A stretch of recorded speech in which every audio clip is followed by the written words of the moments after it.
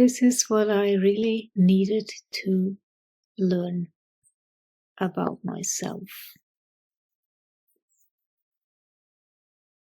This was really an epiphany to put things into the right perspective, literally. And now I can rebuild. It needed this shift. Knowing that I am that. That's my fit. Now I can rebuild from here.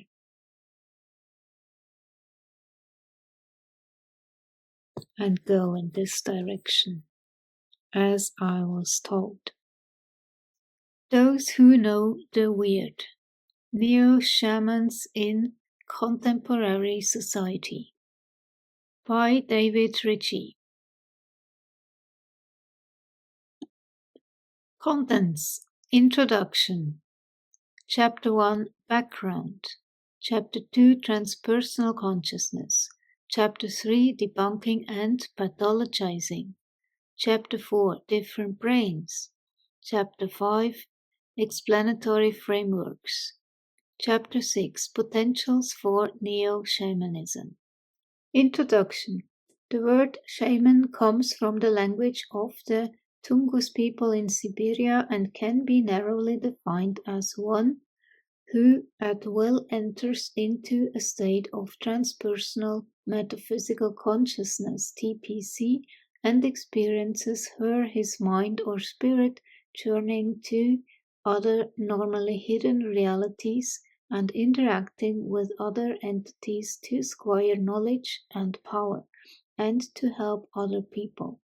A broader definition, one that better serves the purpose of this book, is one who at will enters into altered states of consciousness, ASCs, in service of his community.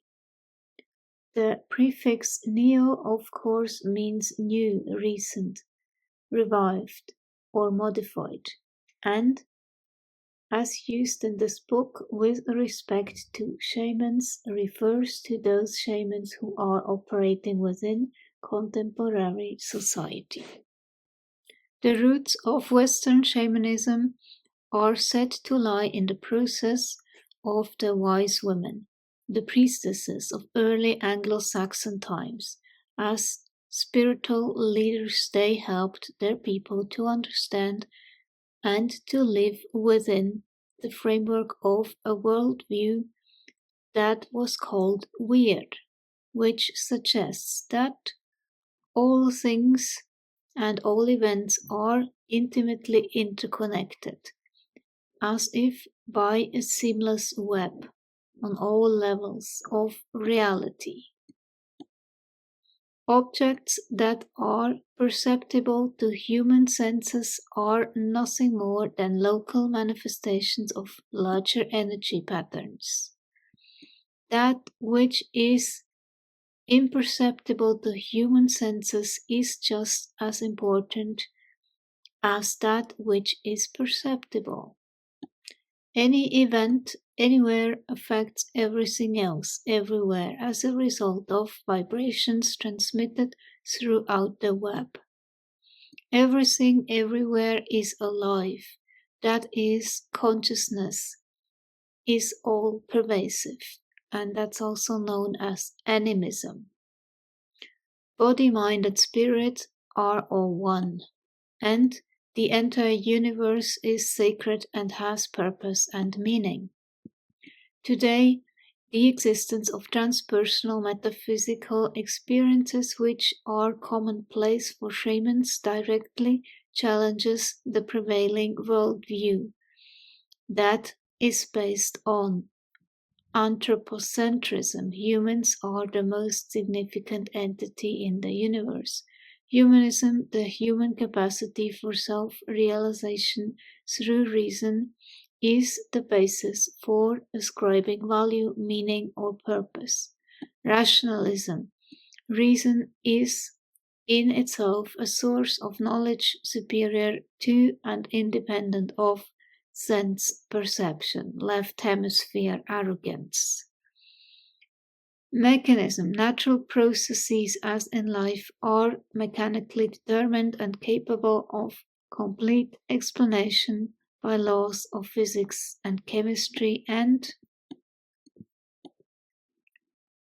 materialism. Physical matter is the fundamental reality, and the highest values lie in material well-being and in the furtherance of material process.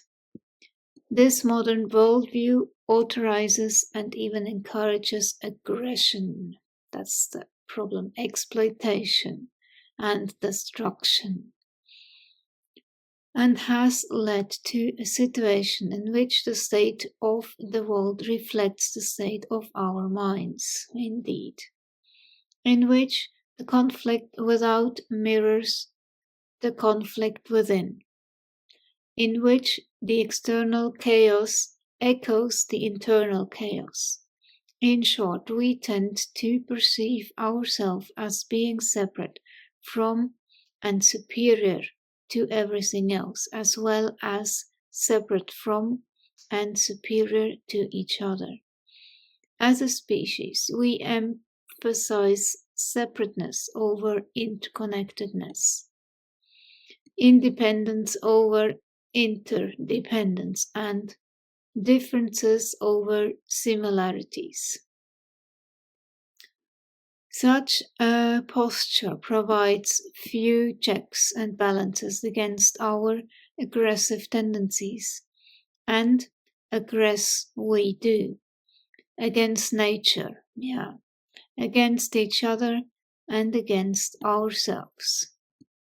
The shamanic worldview of Wyrd, on the other hand, provides a viable, life-enhancing alternative for human behavior, taken seriously, experienced directly, and lived as if the future of humankind depends on it, which it does definitely. Wyrd would permit us to perceive our individual selves as sharing a common identity and a common destiny with all other human beings, to accept all living things as being interconnected and interdependent, and to honor the earth as a living entity vital to our survival, the way our ancestors did. Instead of separation, conflict, alienation, and chaos, the human experience could be one of unity, harmony, cooperation, order, meaning, purpose, and value. From a psychological perspective, a change such as this would help people, both individually and collectively, to satisfy their deepest needs, and people will feel safe. That of connectedness and belonging. It would relieve those feelings of aloneness and isolation that lead to anxiety, depression, and ill health, and it would provide a sense of harmony, of meaning, of purpose, and of personal value. While few are born with the sensitivities necessary to be true shamans, many more might be willing to adopt the shamanic worldview of Wyrd if they are shown the way. Today's neo-shamans can be our guides. Chapter 1. Background. The traditional shamans were first and foremost healers. They were visionaries and mystics who could communicate with nature, with gods, and with spirits. They were able to perceive things that others could not, and to make meaningful connections between objects and events separated by both time and space. They were the keepers of knowledge, both sacred and secular. They were artists, poets, singers, and dancers. They were psychologists, social workers, consultants, and mediators. They were masters of ecstasy and masters of death. Having epilepsy or other nervous disorders was considered to be a definite indicator of shamanic talent. Often, the circumstances under which the call to shamanic vocation was revealed involved an acute physical, mental, or emotional crisis. Any close encounter with death, from which the individual emerged with knowledge of what transpired, and perhaps with a specialized immunity as well, was considered to be a clear calling to the realm. Refusal of a call to shamanism was no small matter. It was said to put the individual at great risk for illness, insanity, or even death. All knowledge of reality starts from experience and ends in it. Albert Einstein.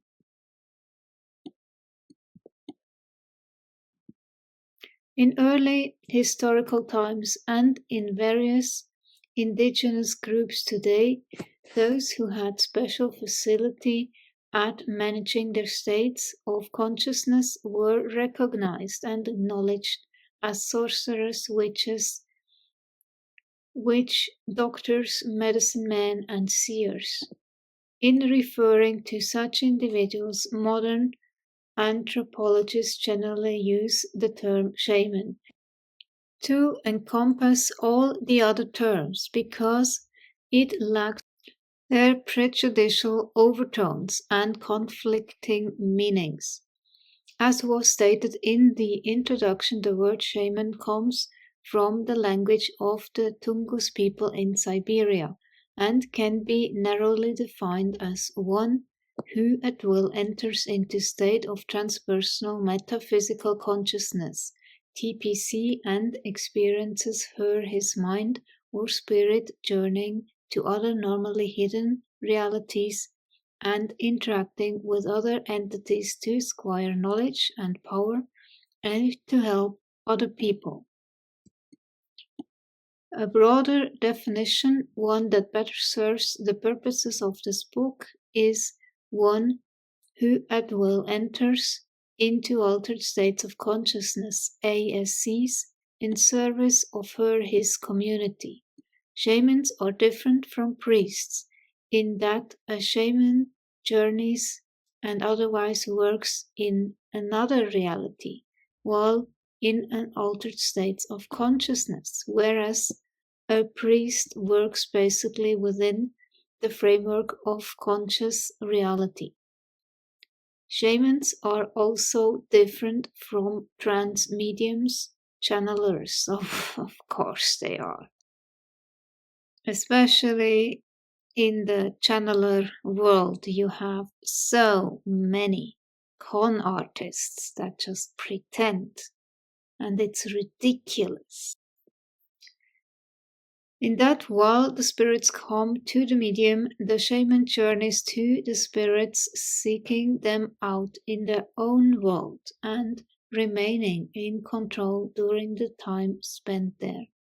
The shaman is able to remember later what took place in the spirit world, whereas the medium generally returns from the altered states of consciousness with little or no memory of what transpired while there. A shaman is inspired rather than possessed by the spirits. In a shamanic experience or mediumistic experience, while the experiencer communicates with the spirits and may allow them to speak through her or him, the experiencer remains in control. In a possession experience, the spirits take over control against the will of the experiencer. While he may have been possessed during his initial call to shamanism, the shaman's empowerment lies in the fact that he has overcome the involuntary, helpless, victimized state of spirit possession and has been cured. The shaman seeks to cure possession, not to be possessed.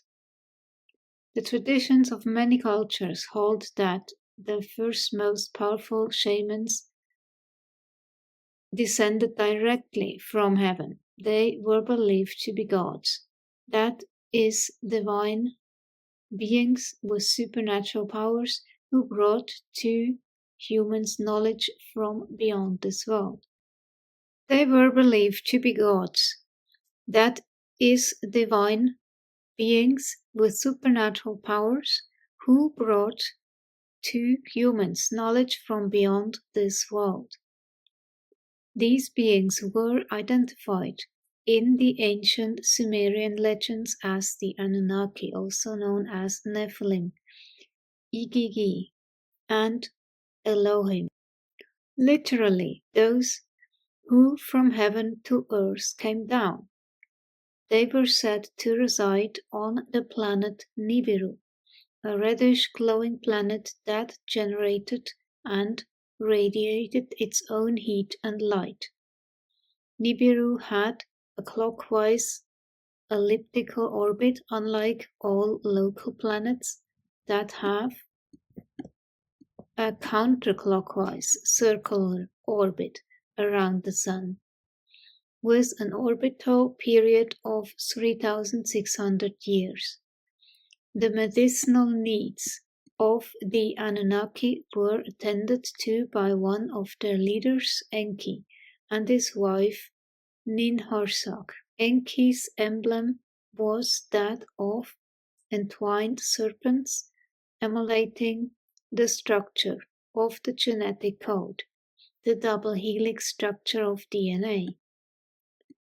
Historically, snakes have been connected with poison and medicine, the venom being associated with the chemicals found in plants and fungi that have the power to either heal, poison, or facilitate expanded consciousness. Snakes have often been depicted coiled around staffs such as those used by shamans. Examples being the caduceus of Hermes, the rod of Asclepius, and the staff of Moses. Even today, the caduceus, two serpents entwined around a staff, remains the symbol of healing for both the American and the British Medical Association. Yeah, they have plagiarized the symbol. The central staff and serpent are said to represent the spinal cord and the sensory nervous system, while the two wings signify the brain's lateral ventricle structures.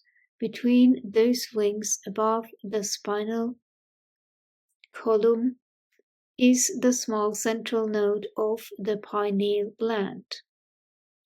Among humans, the level of otherworldly knowledge imparted by the Anunnaki has deteriorated significantly over the thousands of intervening years, but to a certain extent some of it has been retained through many generations of shamans.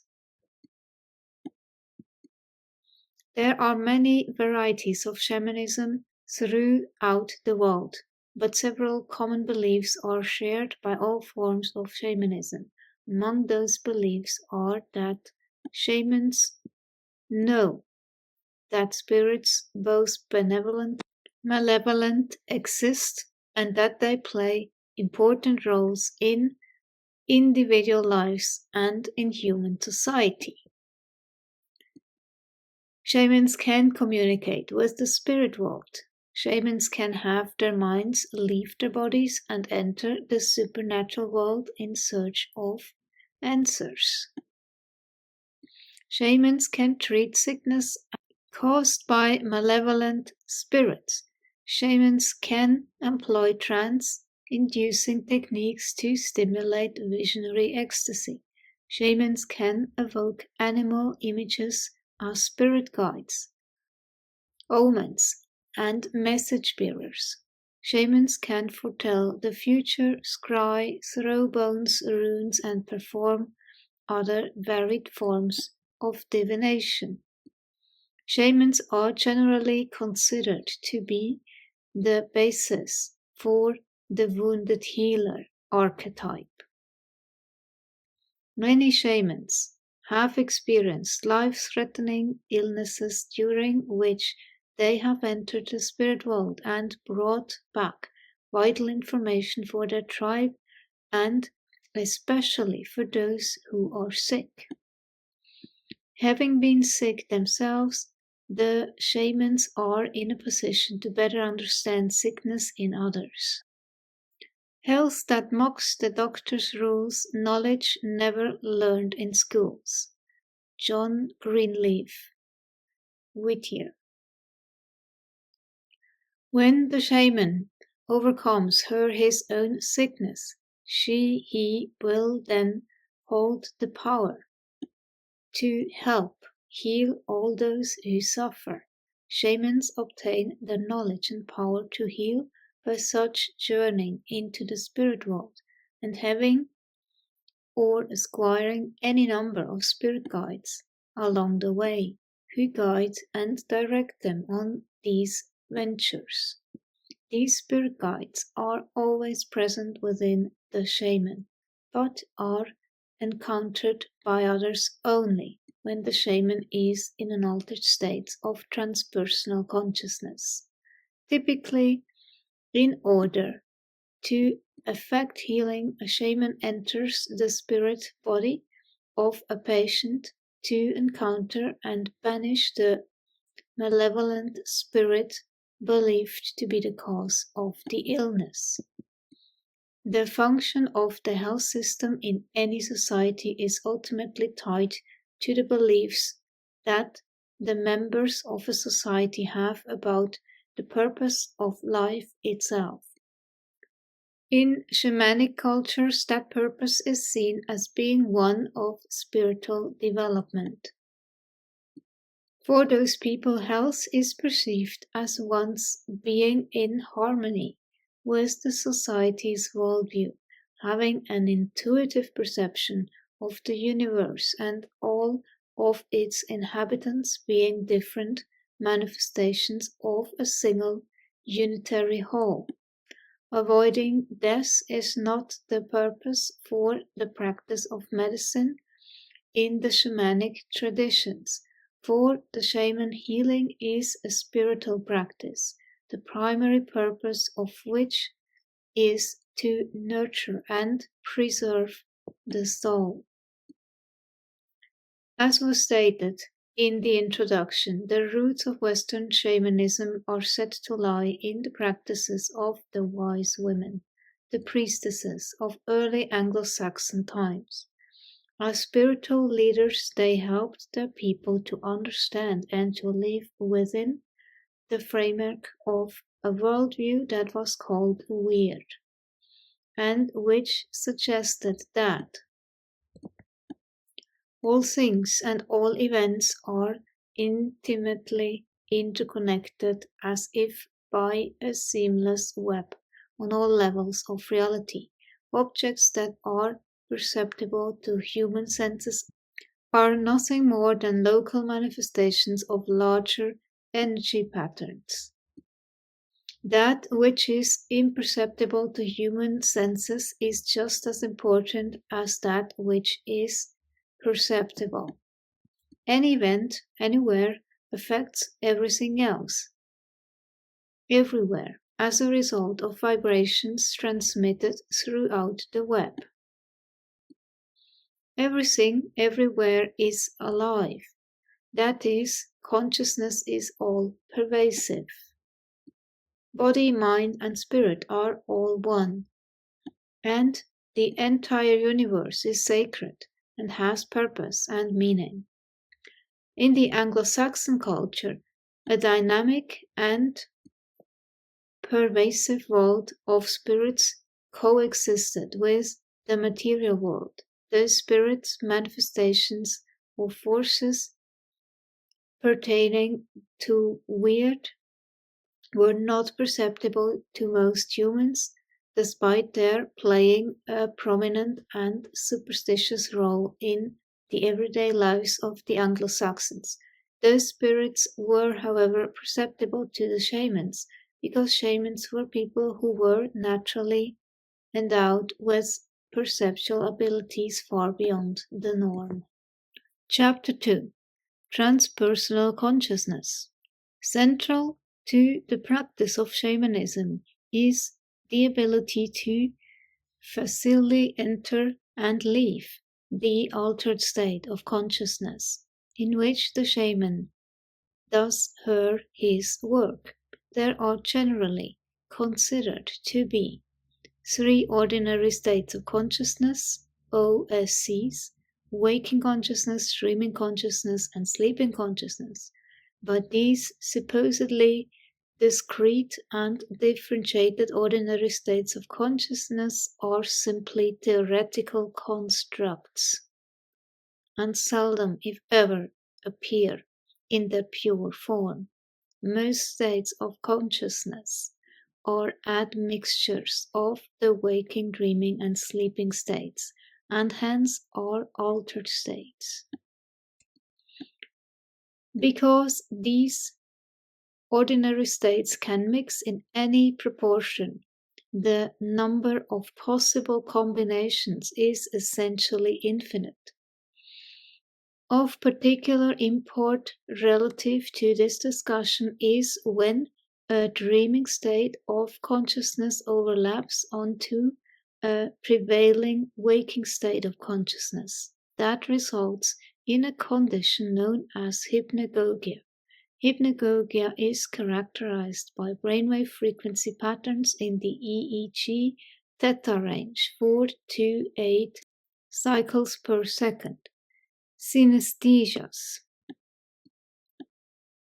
muscle atonia, myoclonic jerks, sudden involuntary muscle contractions triggered by subcortical seizures, a loosening of ego boundaries, extremely vivid imagery, perceptual intermixing of stimuli from different sources. In the hypnagogic condition, the mind is not able to maintain metacognition, i.e., it is incapable of thinking about its own thinking. It is not reflexively self-aware, and dream stimuli cannot be differentiated from environmental stimuli. The hypnagogic experiencer is incapable of thinking this is not happening or that is not real. He becomes completely absorbed in internally generated imagery and activities, loses his reality testing ability, is generally unable to distinguish that which is self from that which is not self, and may experience his consciousness as free-floating and not connected to the brain-body. While it was previously believed that hypnagogia was invariably followed by sleep, that turns out to be untrue.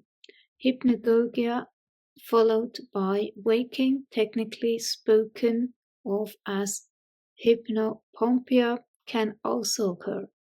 Moreover, some individuals, notably shamans, are capable of deliberately accessing the hypnagogic state, maintaining it for an extended period of time, and then returning to an ordinary state of consciousness, OSC.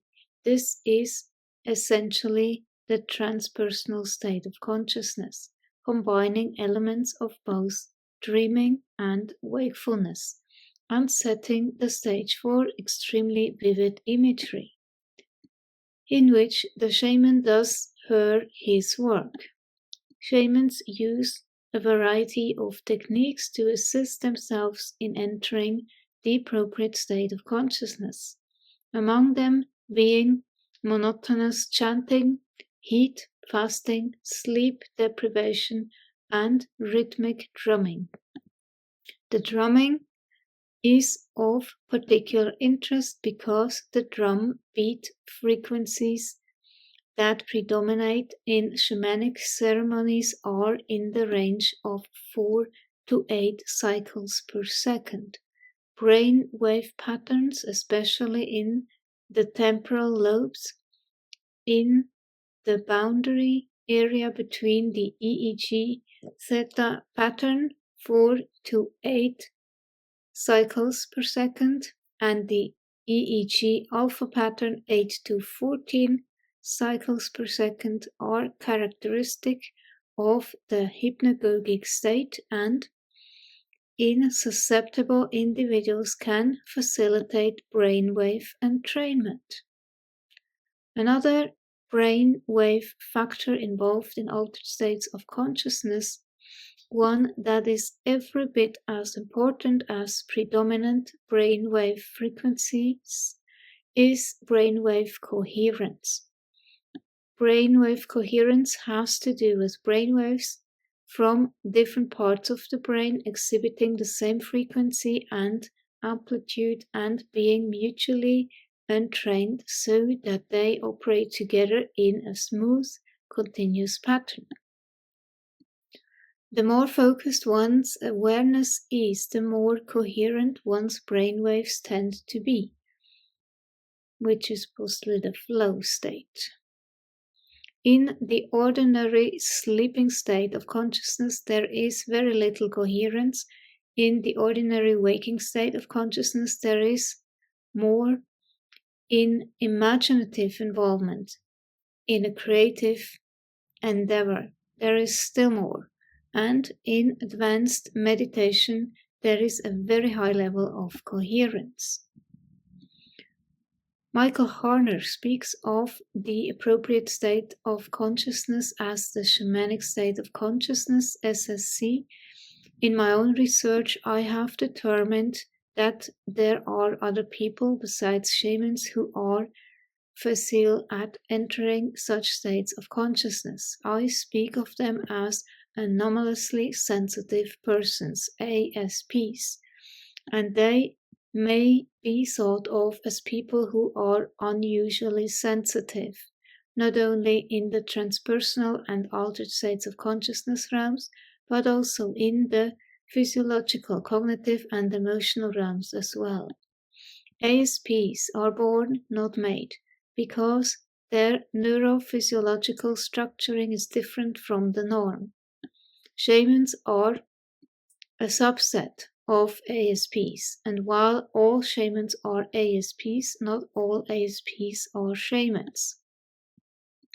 Specific to shamanic practices are the journeying of the spirit to alternate realities, the assistance of a complex of spirit guides, and the purpose of helping others.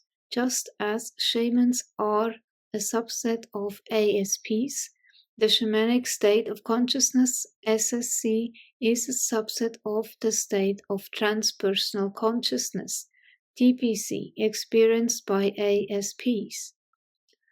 That state of consciousness in which an individual's having transpersonal experiences, TPEs, is facilitated.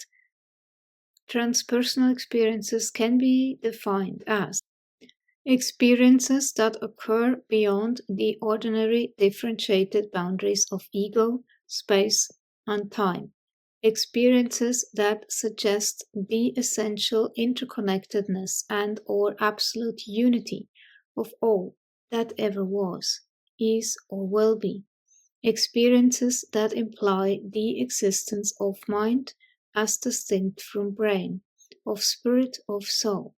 In this writing, whenever I speak of anomalously sensitive persons, I am intending to include shamans.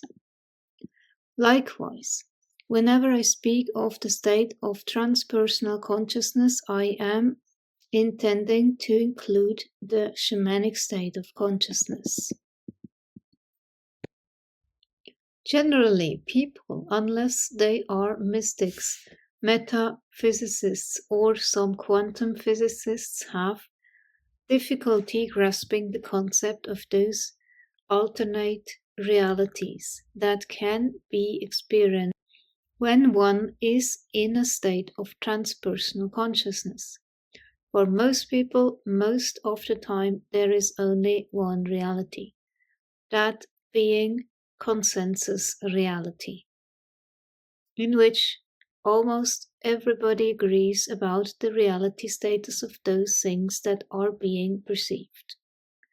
A consensus reality control commission has yet to be established, but perhaps that day will soon be upon us.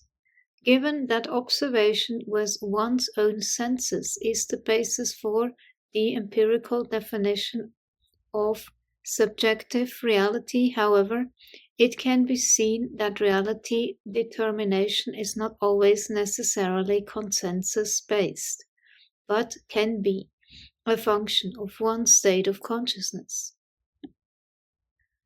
An individual in a state of TPC often experiences mental imagery that is so strong and so vivid that it becomes the basis for reality determination. Yeah, just have a DMT experience, then you will see how vivid colors can get. It's beautiful.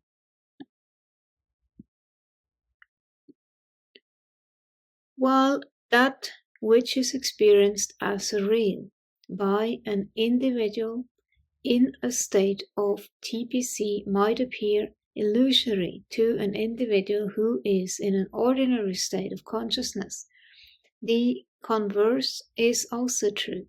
That which is experienced as real by an individual in an ordinary state of consciousness might appear to be illusory to an individual who is in a state of transpersonal consciousness. Ha! Yeah, just turn it around. Both would be correct from the perspective of their particular states of consciousness. Reality is a fiction invented by those who feel insecure without a solid ground to stand on. Anonymous. Reality is for those who lack imagination. Bumper sticker. No one has yet proven that there is only one state of consciousness that is valid for first-hand observations. A number of writers have offered lists of the traits and characteristics common to those people whom I now speak of as anomalously sensitive persons. Each list has its strengths and each has its weakness. Synthesizing those lists, it can be said that ASPs exhibit sensitivity, perceptiveness, awareness of, and responsiveness to subtle stimuli, emotional acuity, ability to transcend the content and meaning of perceptions, independence, ego strength, I don't know. I'm not so sure about that. Maybe strength in general, but not that egocentric narcissistic trait. And selfishness, that's the opposite. It's rather a strength to accept your own sensitivity. Having integrated the whole package without the pathologizing attitude of Western society So you accept yourself of who you are, you know yourself, and you do not let society marginalize and judge you into being a lesser human being. You just see it as a different perception. The prevalent left hemisphere perception versus a more right hemisphere whole brain perception. And those two are just so different. The left hemisphere perception being narrow-minded and categorizes everything, not seeing the whole picture. Yeah. So yes, independence, being free of the judgment of others, not letting any self-proclaimed left hemisphere dominant so-called expert tell you who you are, gaslight you, telling you that your perception is wrong or deficient or pathological. Because really, you have to turn it upside down and look at it the other way around.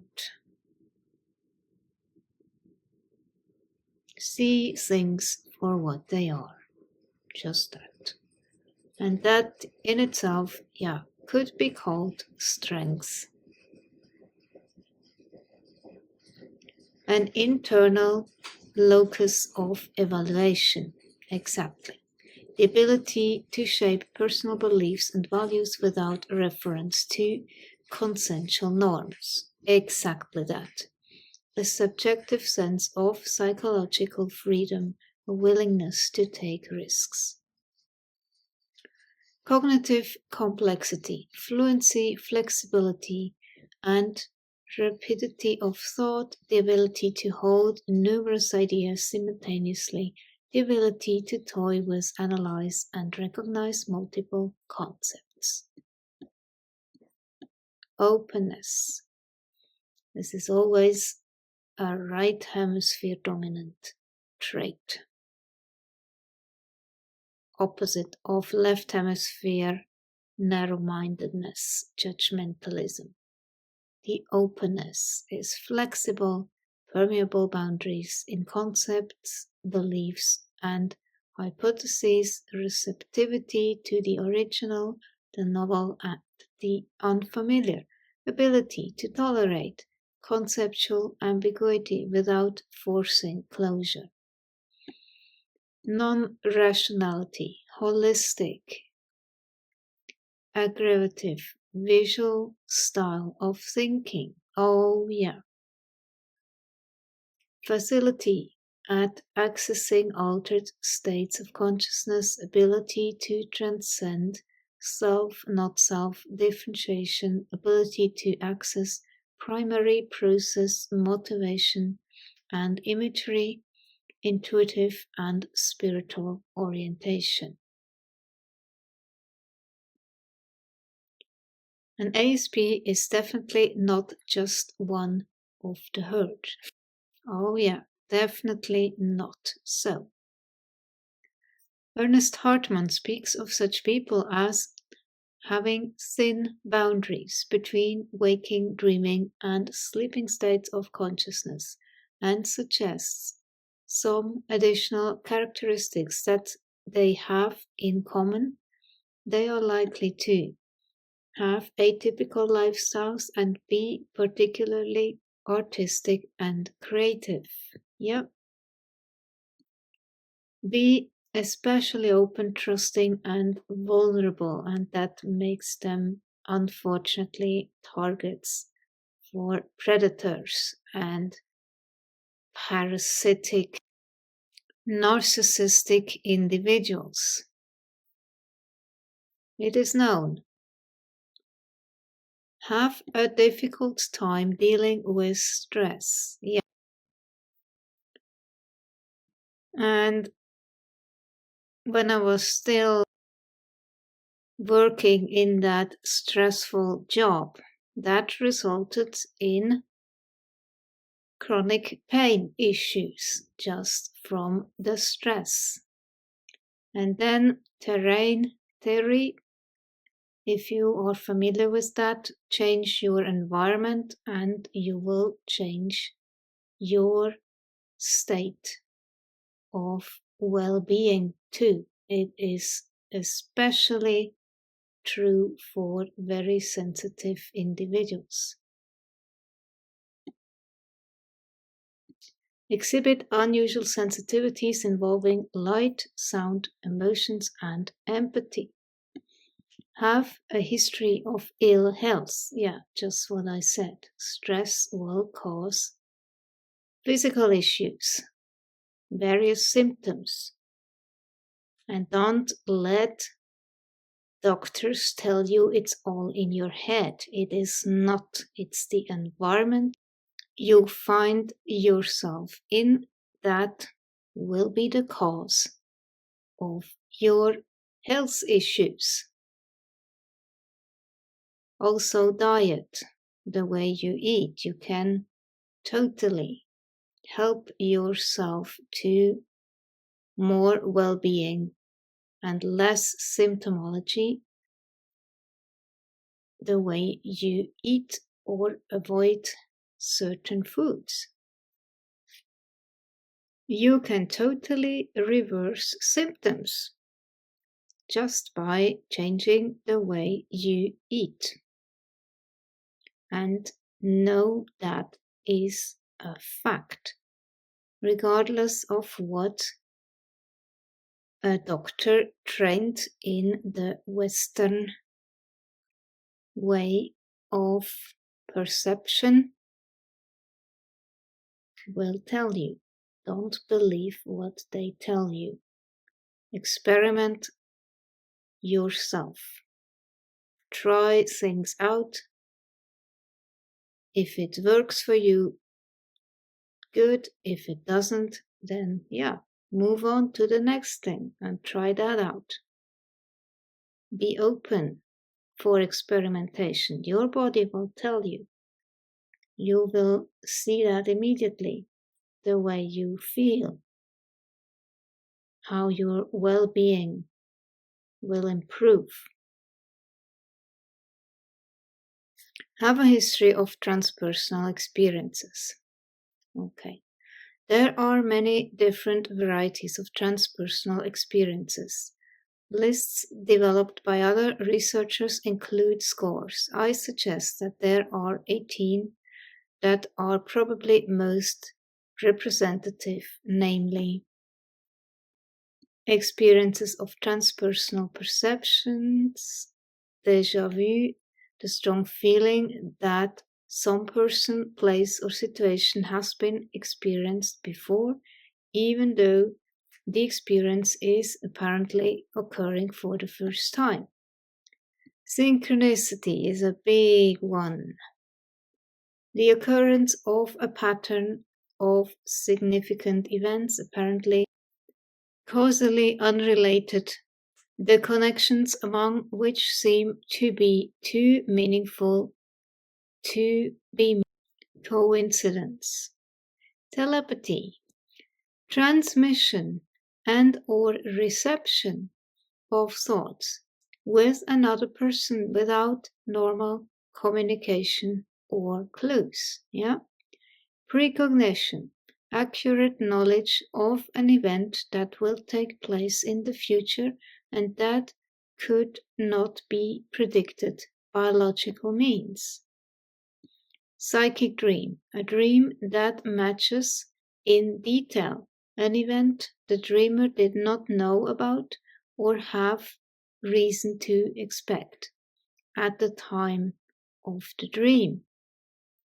Clairvoyance, including clairaudience, clairsentience, claircognizance, accurate awareness of events that are not available to usual sensory impressions. Experiences of transpersonal influence, psychic healing, healing of an injury or illness through non-physical means such as prayer, meditation, laying on of hands. Yeah, this one I have experienced myself. Therapeutic touch, etc. Electrical psychokinesis, the influencing of electrical and or electronic equipment, causing lights to go on and off, causing malfunctions in watches, calculators, computers, etc. through no natural physical means.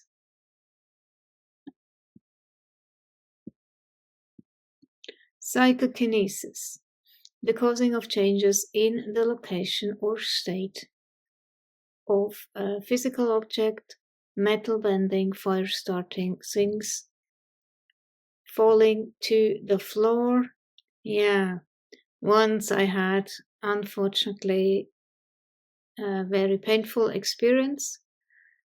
A cup of hot tea jumping out from the shelf, and there was no earthquake, nothing, nobody bumping into the furniture, nothing. I was alone, standing about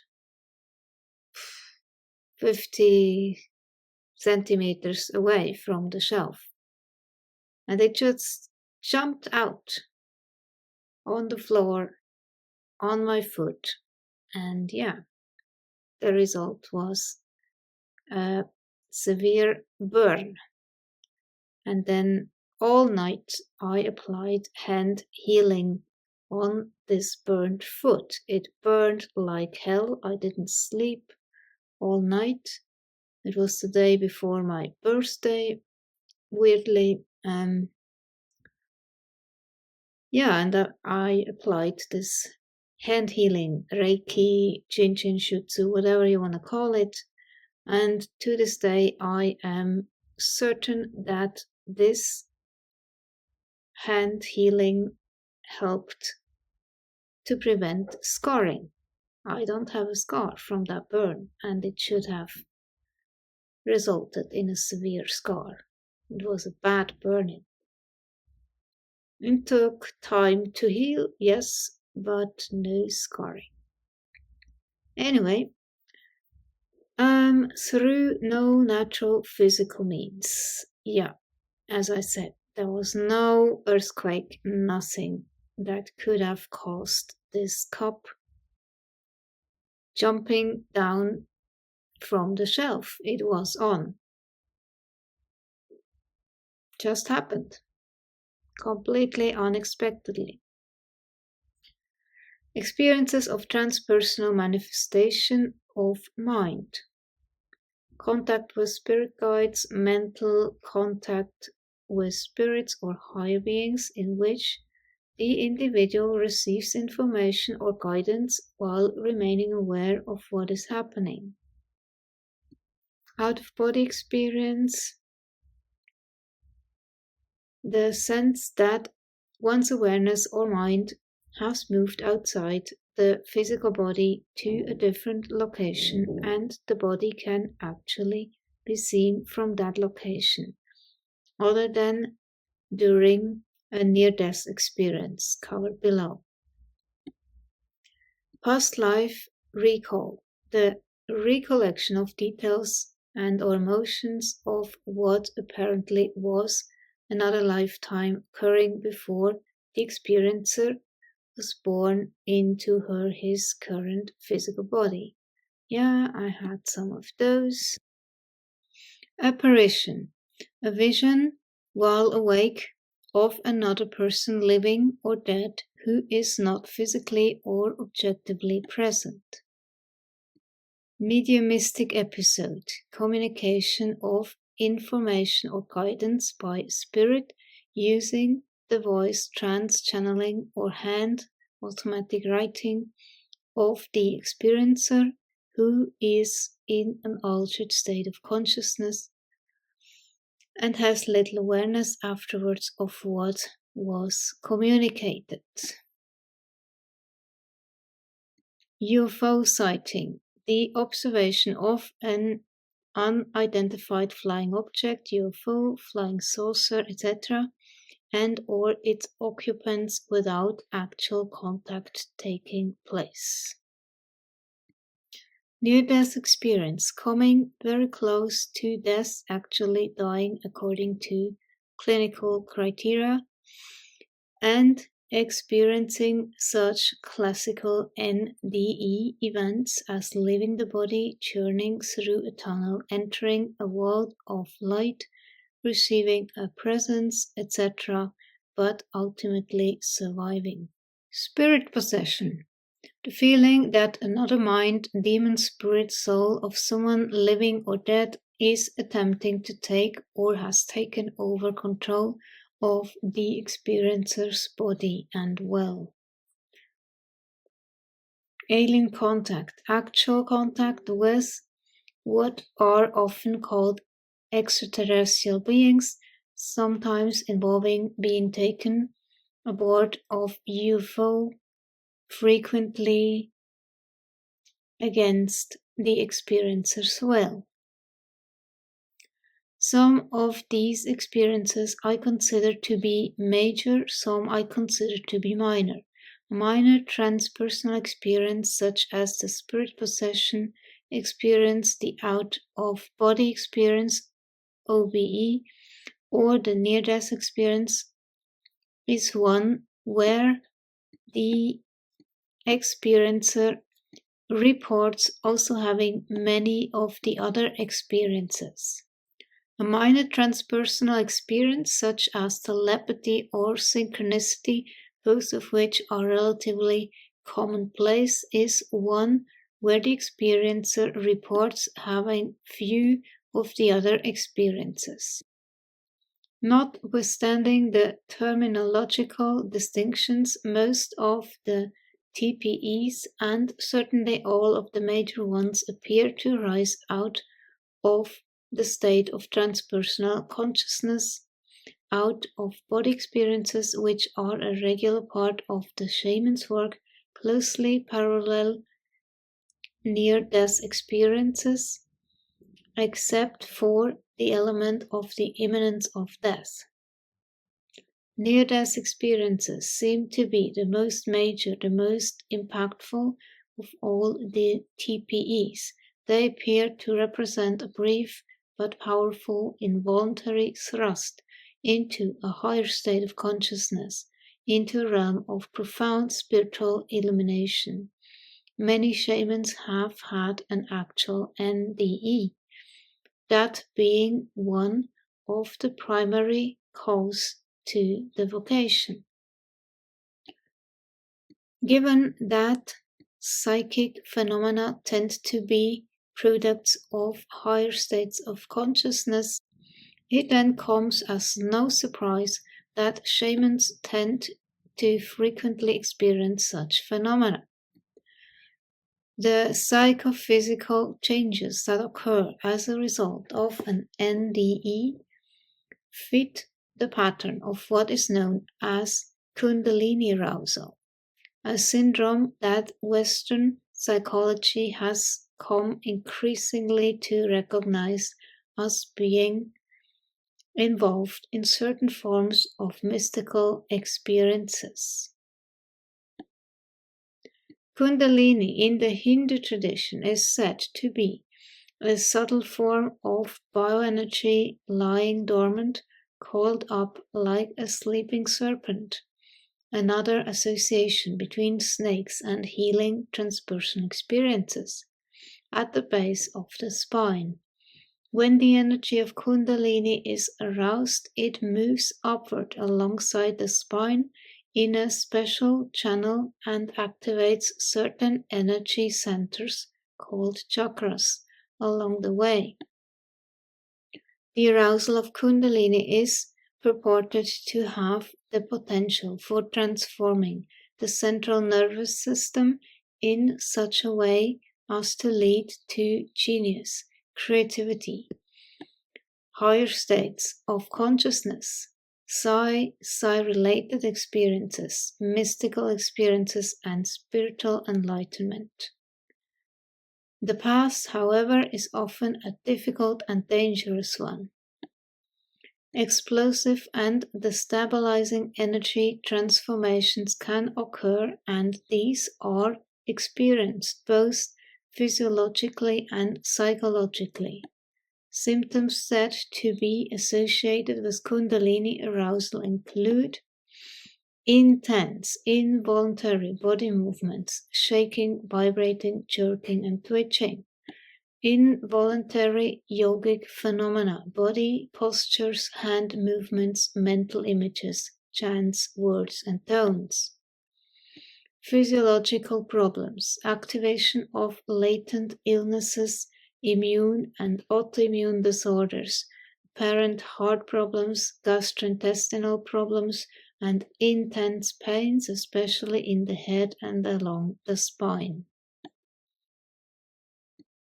Psychological emotional turbulence, intensification of unresolved issues, fear of insanity or death, extreme mood swings involving anxiety, anger, guilt, and depression, or conversely, compassion, empathy, and unconditional love. Non-sensory perceptions, visual perceptions, light, symbols, visions, entities, auditory perceptions, tones, music, voices, kinesthetic perceptions, electricity, tingling, rushes of energy, olfactory perceptions, perfume, incense, and gustatory perceptions. Psi experiences, ESP, PK, and synchronicities, and mystical experiences, states of unity, peace, love, joy, light, and energy. There is yet another link to the Eastern traditions, and it has to do with what is spoken of as the third eye, the organ of spiritual vision. According to this tradition, spiritual transpersonal vision, which used to be readily accessible to humans, has been temporarily for eons lost due to an evolutionary necessary descent into matter, but will be regained at some time in the future. The hypothesized location of the third eye appears to correspond precisely to the anatomical location of the pineal gland, and the pineal gland plays a central role in the brain's creating the conditions necessary for the emergence of transpersonal consciousness and the occurrence of transpersonal experiences. Research by the Russians has shown that the pineal gland is relatively larger in children than it is in adults and more developed in women than it is in men, and children and women appear to be more sensitive to transpersonal experiences than do men. Chapter 3: Debunking and Pathologizing. Many people and institutions as well are committed to debunking or ridiculing the concept of all transpersonal experiences, including shamanic healing, and to excluding the study of such things from the mainstream of modern science. And exactly because of that narrow-mindedness, you can tell they are left hemisphere dominant and only see parts of the whole picture. So you cannot ever take them seriously because they compartmentalize. They are deliberately, or maybe also unconsciously, in total denial of things that do exist. They just ridicule it, which shows their stupidity. Theirs is definitely not a position of objective scientific neutrality, exactly that, but rather seems to be driven by deep-seated, perhaps unconscious emotion, and all indications are that the operative emotion is fear.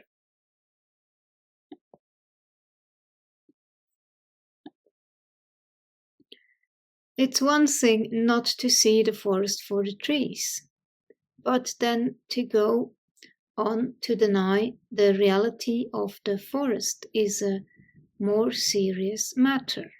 Paul Weiss. Transpersonal experiences such as shamanic journeying and healing are unusual, and in the realm of human emotion, unusual, different, abnormal, and weird all have similar connotations. Differences establish otherness, and where there is other, there is fear. Ancient Indian Upanishads. Otherness can be and generally is established on much more prosaic grounds than those of transpersonal experiences, e.g., left-handedness, glasses, red hair. There seems to be an evolutionary basis for this. At the old brain limbic system level of awareness, otherness implies danger, predators, and such. In the distant past, those who didn't respond to otherness with fear and loathing didn't survive. Therefore, their genes weren't passed on to succeeding generations. Otherness engenders fear, and fear triggers the fight or flight response.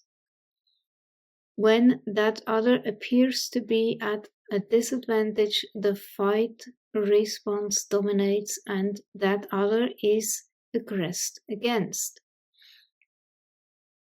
Yeah, but then you have all those tribes, and the shamans were honored in these tribes, and still are. In a civilized society, such aggression is most likely to take the form of ridicule and ostracism. There is a natural tendency for people in a large group to separate into tribes, to divide themselves into us and them. Children quickly discover the security that is inherent in being part of a majority us, as opposed to being part of a minority us, otherwise known as them. That's a powerful motivation to look for distinguishing characteristics that make an other a minority, to use those characteristics to concretize that otherness and then to vilify that otherness. Once otherness has been established, children prove to be very effective at locking it in with potent labels such as geek, dweeb, nerd, gay, and sparse. Well, only if they are taught to do so. They always observe what the adults do and copy that behavior.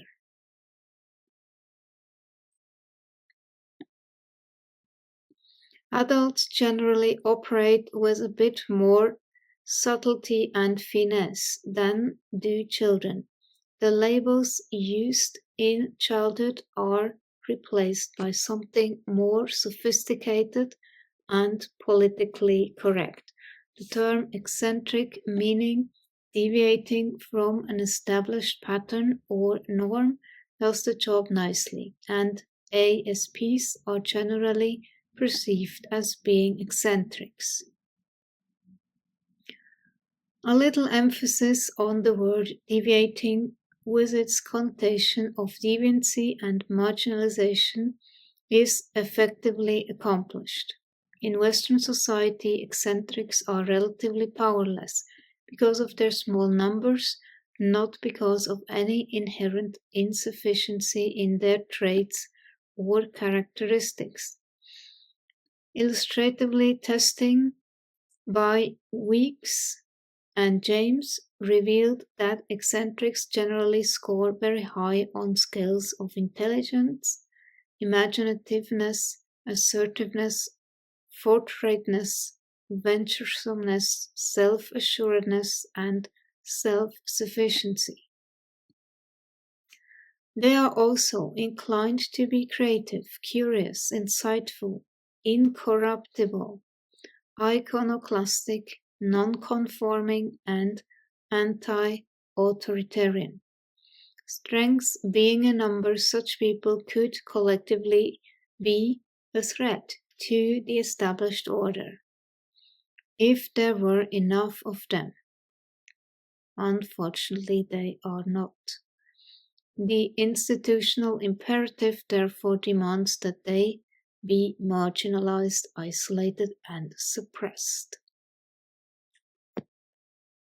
The creative person is both more primitive and more cultured, more destructive and more constructive, crazier and saner than the average person.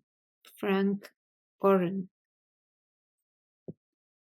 As stated in the introduction, the existence of transpersonal experiences directly challenges the prevailing worldview that is based on anthropocentrism.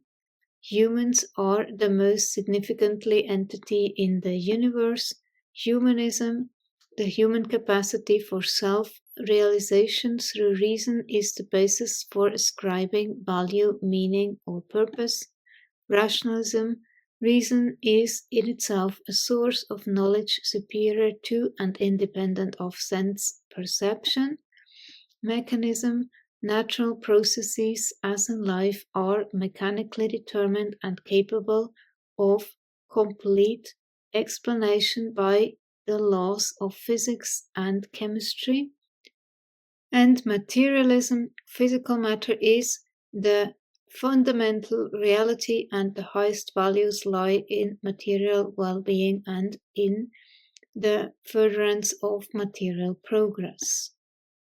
Experiences like shamanic journeying and healing lie far outside the boundaries of the paradigm defined by these criteria, and those who are wedded to the prevailing worldview are consequentially likely to experience fear when confronted with such things.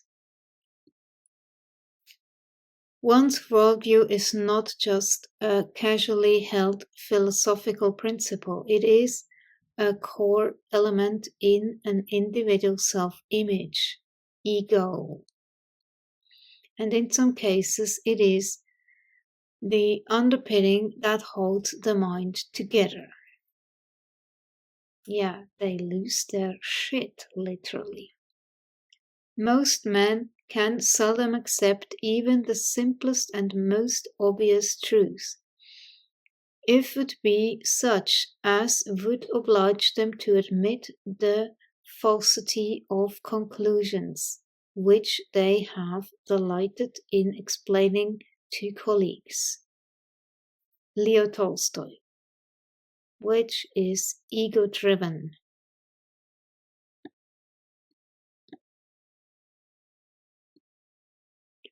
Worldviews are not easily relinquished, and strong institutional support exists for maintaining the status quo. People who report experiences or present ideas that challenge the prevailing worldview are punished. In the past, when the church was society's dominant belief-shaping institution, the punishment it meted out was loss of life by burning at the stake. The witch hunts of wise women in particular. It is comforting to think that all that as being in the past, a time when the church was the dominant belief-shaping institution and people were emotional, ignorant, and superstitious. And they still are. Nothing has changed. It is reassuring to believe that today things are different, that science is the dominant belief-shaping institution. It's still an institution, and that people are now civilized, logical, rational, reasonable, and in control. Bullshit.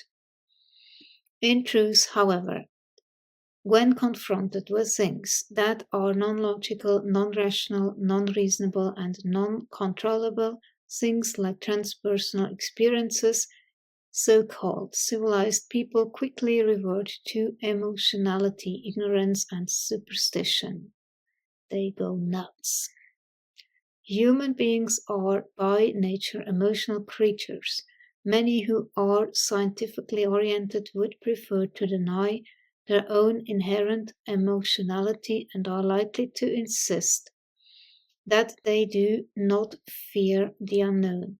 But denial is a commonly used, very powerful, often unconscious psychological defense mechanism. Science has clung tenaciously to the worldview it was responsible for creating and has used its authority to suppress major paradigm shifts. Scientists fill the roles of the experts who know the truth about the way things really are, and they do not. And for many, the possibility that they could be wrong is unthinkable. That's just plain stupid. Not only do they share, often without admitting so, all the fears of the common folk, they also have too much else at stake. That's the problem. The 4 P's: power, prestige, position, and what? Pelf, money. To countenance change. More than a few scientists are inclined to be driven by theory rather than by data. Data make them uncomfortable unless those data conform to an existing theory.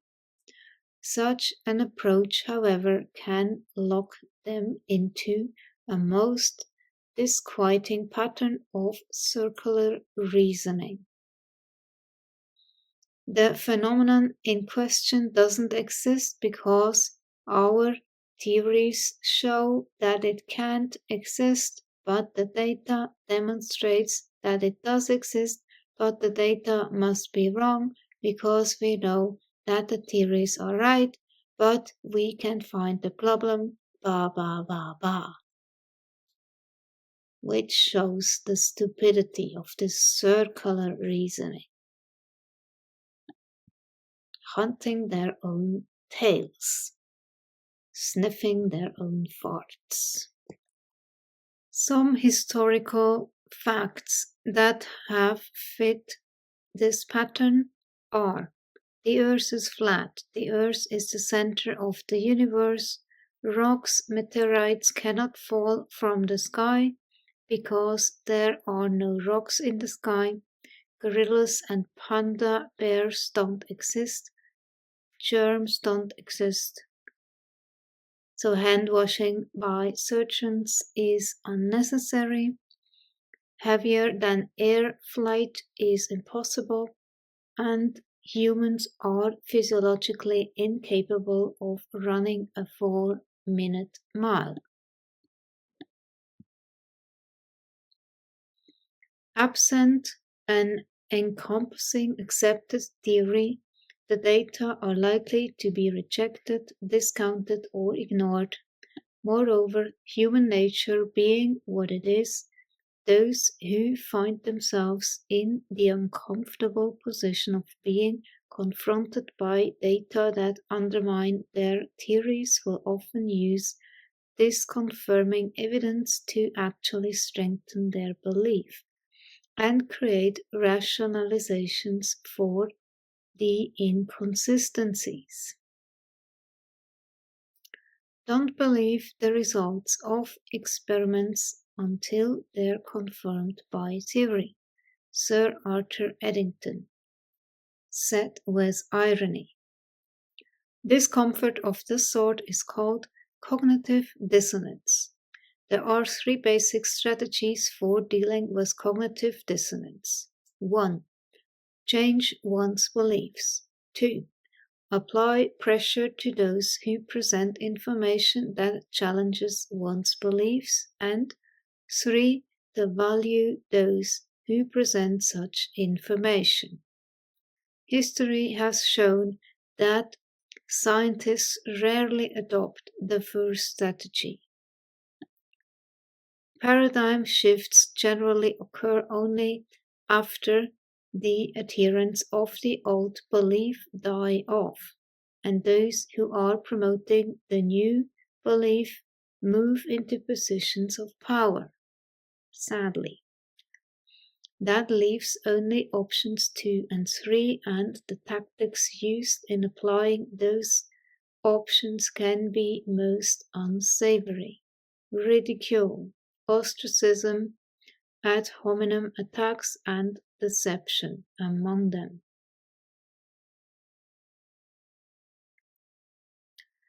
As irrational and unreasonable as such tactics might sometimes appear, they are usually quite effective. They instill fear in those who would challenge the status quo, and fear is a very effective weapon.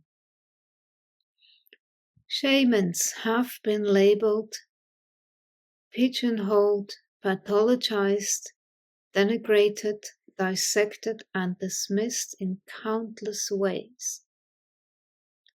The shaman has been called a liar, a charlatan, a veritable idiot, a healed madman, and an outright psychotic.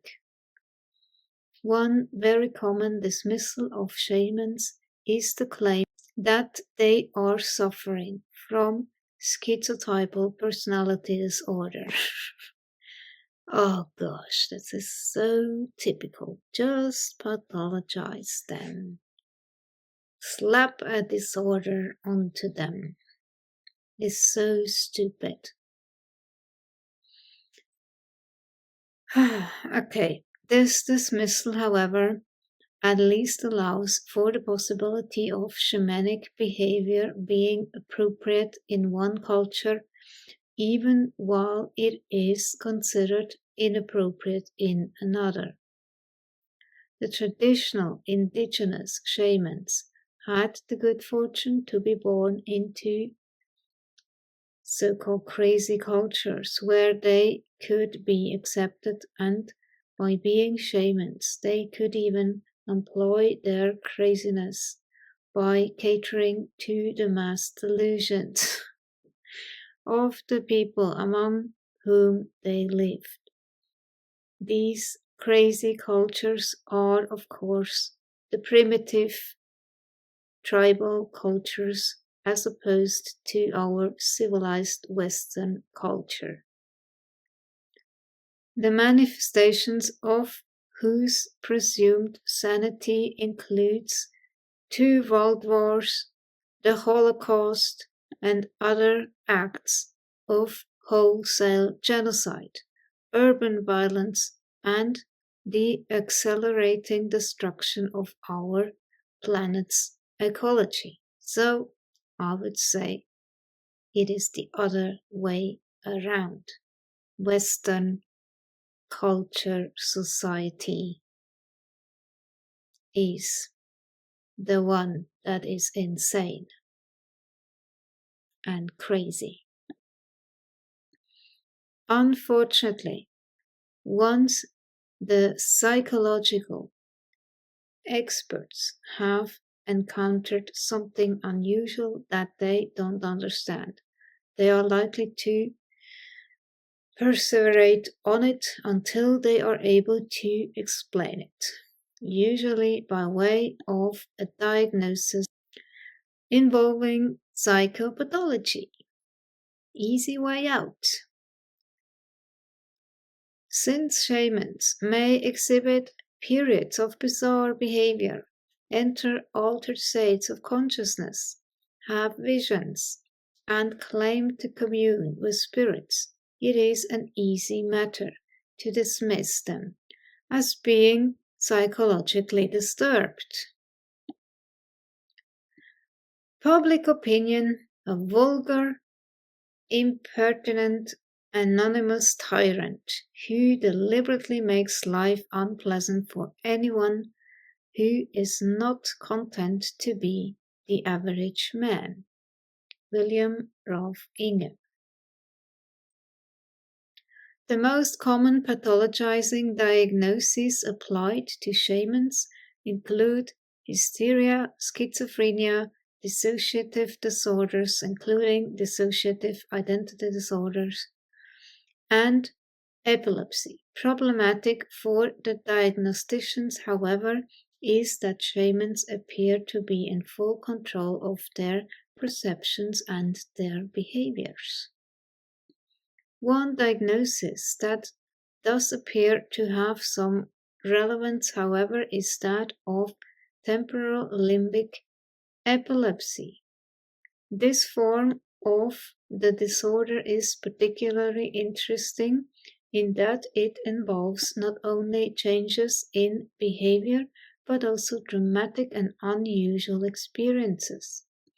During an attack of temporal limbic epilepsy, an individual may experience hallucinatory symptoms, visions, sounds, including voices, tastes, smells, emotional symptoms, depression, euphoria, anger, anxiety, physical symptoms, heartbeat irregularities, breathing difficulties, dizziness, flushing, vomiting, motor symptoms, tremors, twitching, transient paralysis, lip smacking, staring, sensory symptoms, pain or insensitivity to pain, pins and needles, bugs crawling under the skin, sensation of a limb having been lost, and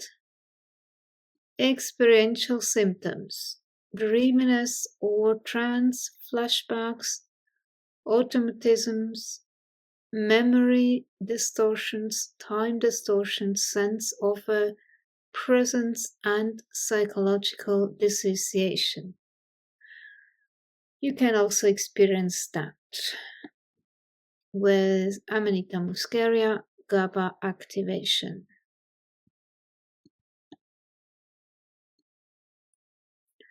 This list of symptoms, it will be recognized, closely parallels the list of symptoms of Kundalini arousal that was delineated in Chapter 2. So, the pathologizing diagnosis of temporal limbic epilepsy is confounded.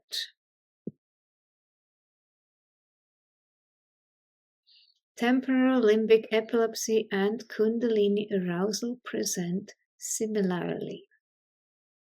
Chapter 4. Different brains. In Chapter 2, I stated that the primary defining characteristic of ASPs, including shamans, is their ability to voluntarily enter and leave altered states of consciousness, more specifically the state of transpersonal consciousness. I also stated that ASPs are born, not made, because their neurological structuring is different from the norm. Consciousness is a fascinating but elusive phenomenon. It is impossible to specify what it is, what it does, or why it evolved. Nothing worth reading has been written about it. Stuart Sutherland. My task now is to identify those differences in neurological structuring and to explain how they came to be. In a so-called normal brain, there is a hemispherical asymmetry with portions of the left cerebral hemisphere being larger than their equivalents in the right hemisphere. In a minority of the population, this asymmetry is non-existent or even occasionally reversed. This results in a brain that is less strongly lateralized than the norm. In such cases, there tends to be an enlargement of the corpus callosum, the primary bundle of fibers connecting the two hemispheres of the brain. Functionally, a L-cell brain, which is characteristic of the anomalously sensitive person, has a greater than normal participation of the right cerebral hemisphere in those functions that are normally under the purview of the left hemisphere, most notably language and motor control handedness. If the brain was so simple we could understand it, we would be so simple we could not. Lyle Watson. The transpersonal abilities of ASPs have quite a history. A greater than normal participation of the right cortical hemisphere in the functioning of the brain suggests a greater than normal participation of the old brain limbic system as well, because of the strong connections that exist between the limbic system and the right temporal lobe. Emotions arise in the limbic system, and those people who have a greater than normal involvement of the limbic system in their cognitive process, i.e., those with LSL brains, are more likely than the norm to have their perceptions and behaviors guided by subjective emotional evaluations rather than objective rational ones. While the cortex may contain an individual's model of reality, it is the limbic system that determines the relevance of that model. At the level of the limbic system, cognition deals with both externally stimulated perceptions and internally generated imagery, both by way of the same neuronal components, and it is therefore unable to distinguish between them. Moreover, the limbic system functions as the conduit through which information from the brain's central core is channeled to the cortex. What all of this appears to suggest is that the limbic system functions as a regulator of the cortex. When an individual is in an altered state of consciousness, specifically in a state of transpersonal consciousness, the cortex can be thought of as idling. With cortical idling, the limbic system is free to create vivid imagery in all sensory modalities and to project that imagery out into the environment. In the absence of cortical reality judgment, these extremely vivid images are perceived as more real than real. That is, they assume the status of perception, not just that of imagination or fantasy. And they are powerfully impressed upon awareness. Science's biggest mystery is the nature of consciousness. About all we know about consciousness is that it has something to do with the head rather than the foot. Nick Herbert.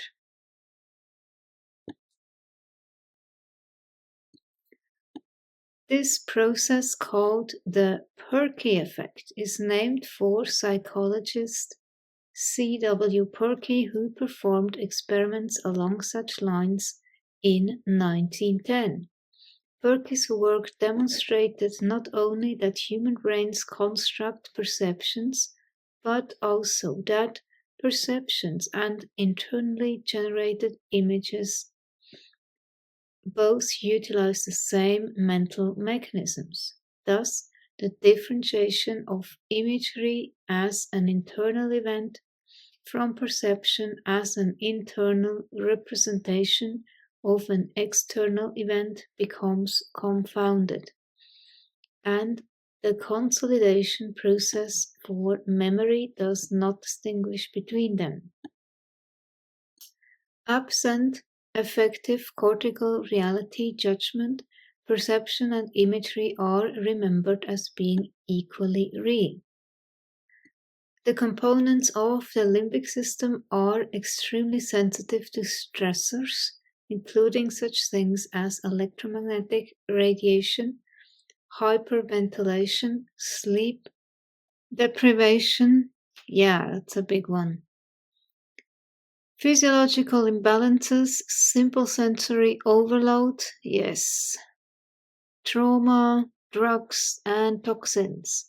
Repeated exposure to stressors can lead to alterations of limbic system structuring, such that the threshold for neuronal hypersynchrony, a heightened level of synchrony in the neuronal structures, is progressively lowered, a process known as kindling, and sensitivity extends to ever more subtle stimuli.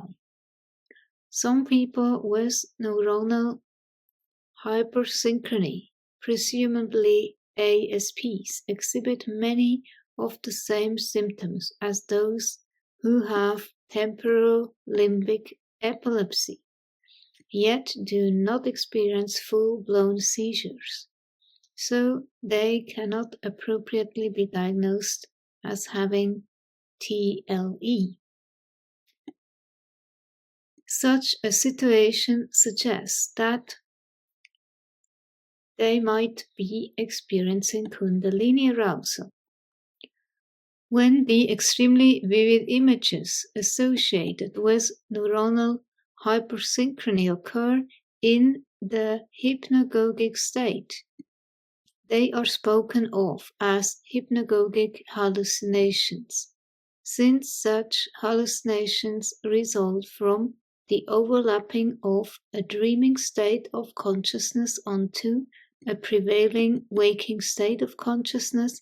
It can be seen that the only substantive difference between dreams and hallucinations is the particular set of prevailing brainwave patterns in which each appears.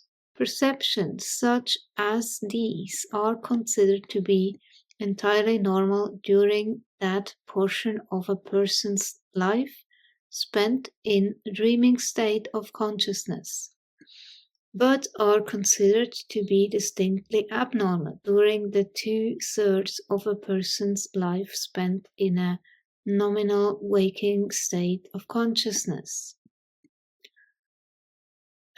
This reasoning supports the argument for the existence of a neurological mechanism called the serotonin screening mechanism that normally blocks such imagery in the waking state, but does so less effectively in those who are prone to hypnagogia, i.e. those who have less strongly lateralized brain. A reduction in serotonin levels in a nominal waking state of consciousness can inactivate inhibitory mechanisms, permit increased activity of dopamine, another neurotransmitter, elevated levels of which are associated with schizophrenia and lead to the emergence of hallucinatory symptoms. Yeah, that's how they are labeled.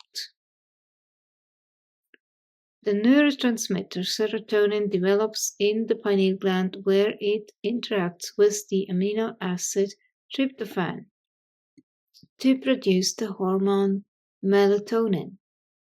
As part of the brain, the pineal gland has reciprocal links with the thalamus, the hypothalamus, the hippocampus, and the amygdala.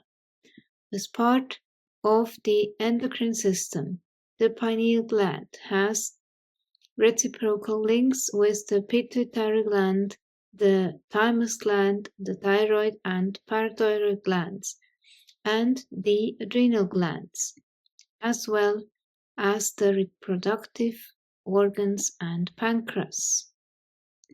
There is an inverse relationship between the production of serotonin and the production of melatonin in the pineal gland. When serotonin levels go down, melatonin levels go up, and vice versa. Light stimulates the production of serotonin, and darkness stimulates the production of melatonin. Nobody knows for certain what the interplay between serotonin and melatonin is all about. While one researcher may argue that a low level of serotonin is responsible for a given phenomenon, another might claim that a high level of melatonin is responsible. All indications are, however, that those with less strongly lateralized brains have pineal glands that are more sensitive than the norm. What does seem clear is that serotonin serves to dampen the brain's reaction to incoming stimuli, and that serotonin is released whenever it appears necessary to block excessive or unnecessary stimuli. While perception of such stimuli has historically been thought of as hallucinations, modern holistic brain researchers are now recognizing that the brain functions as a filtering mechanism that allows perception of only a small part of a much larger reality to enter into conscious awareness. Since hallucinations are generally agreed to arise out of impaired sensory input coupled with impaired cortical reality judgment, what then is to be made of enhanced sensory input coupled with enhanced subcortical reality sense? This is likely to be the case with those whose brains are less strongly lateralized than the norm. Consider, for example, the simplistically overstated case of an individual whose olfactory acuity is equivalent to that of a dog, with corresponding emotional and behavioral responsiveness. Olfactory stimulus. Such a person might well be perceived not as having an exceptional ability, but as suffering from hallucinations, as being mentally ill, and as possibly requiring medical intervention. Such is the stupidity. Presumably, That is an unrealistically extreme example, but it may perhaps also be an appropriate parody of something that happens in the mental health field with distressing regularity. Yeah. Some very interesting corollaries are associated with all of this. Consider these, for example. A decrease in cortical activity does not necessarily result in a decrease in awareness. It results only in a decrease in the specificity of awareness, specificity related to sequential, temporal, and spatial relationships. Realness, meaning the sense of reality as opposed to the judgment of reality, may be a function of decreased cortical activity accompanied by increased subcortical activity. The perceptions of subcortical awareness are subjective, synesthetic, and flexible. The perceptions of cortical awareness are objective, discrete, and stabilized. Hallucinogenic drugs evidently achieve their effect by inhibiting the production of serotonin, with an accompanying surfeit of dopamine, thereby reducing cortical awareness and enhancing subcortical awareness. When melatonin, which, as previously stated, is complementary to serotonin, is metabolized in the pineal gland, it is converted to 5-methoxytryptamine. Tryptamines are abundantly present in certain hallucinogenic tropical plants. The deficit of serotonin, with an accompanying surfeit of dopamine, as previously stated, that apparently underlies the schizophrenic's experience of being overloaded, hyper-agitated by stimuli, may to a lesser extent be an operative factor in anyone with a brain that is less strongly lateralized than the norm. This brings us to the subject of hallucinogens. During the 1950s, researchers discovered that the chemical composition of most hallucinogens closely resembles that of serotonin. They hypothesized that hallucinogens act on consciousness by fitting into the same cerebral receptors as serotonin, and by blocking the uptake of serotonin set the stage for the experience of hallucinations.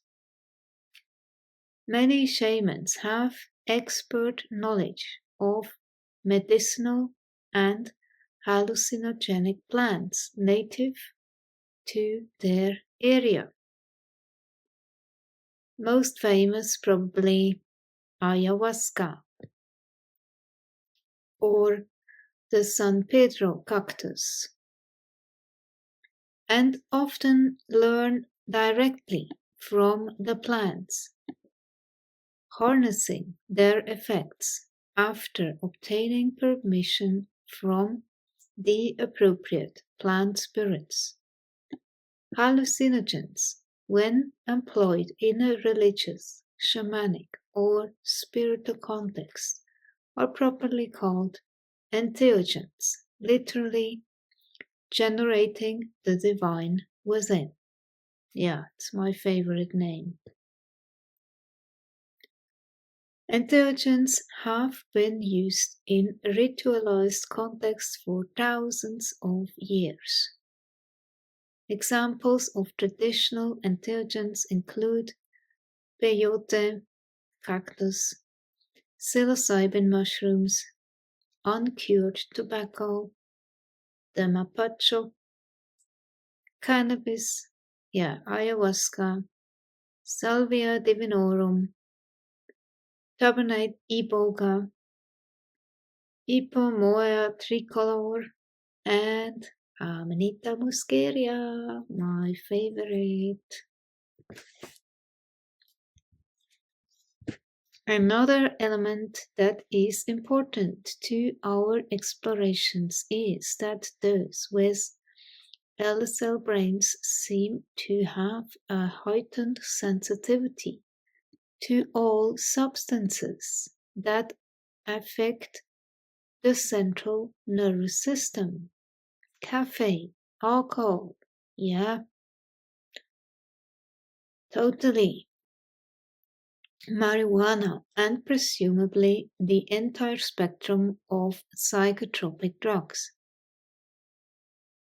Psychotropic meaning those SSRIs, benzodiazepines,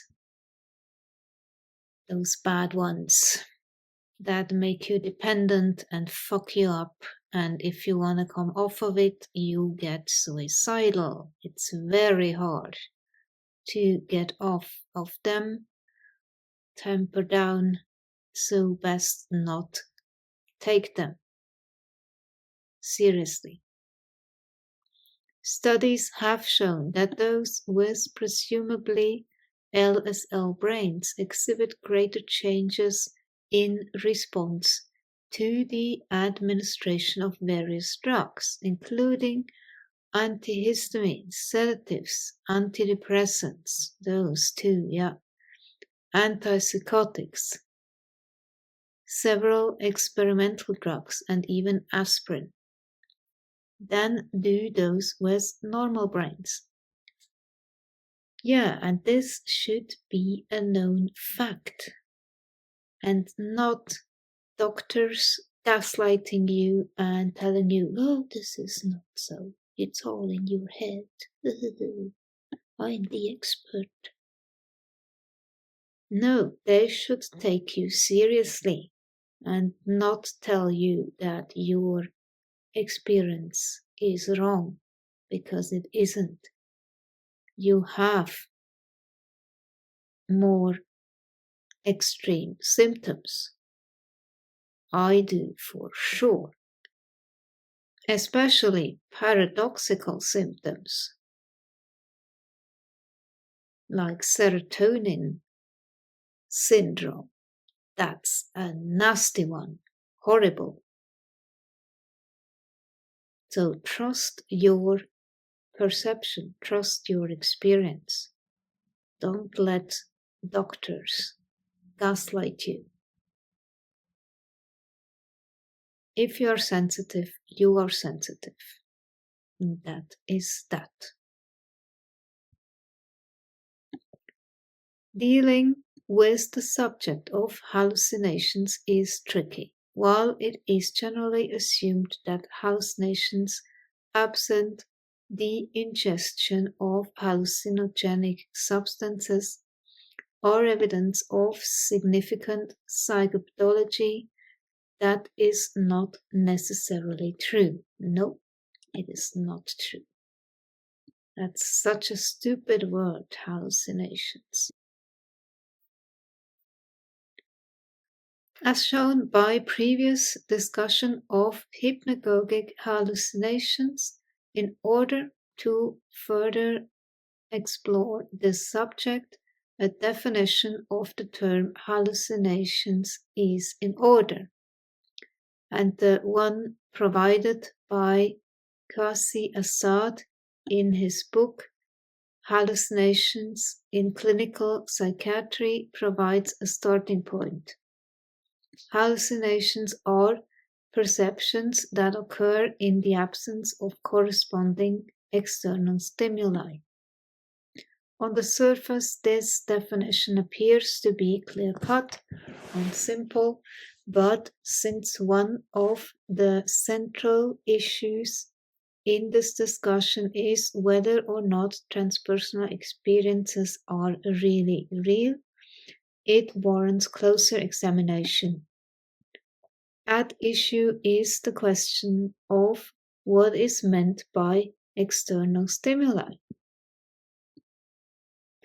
Most people would agree that external stimuli are those stimuli that are said to exist in the world of objective reality.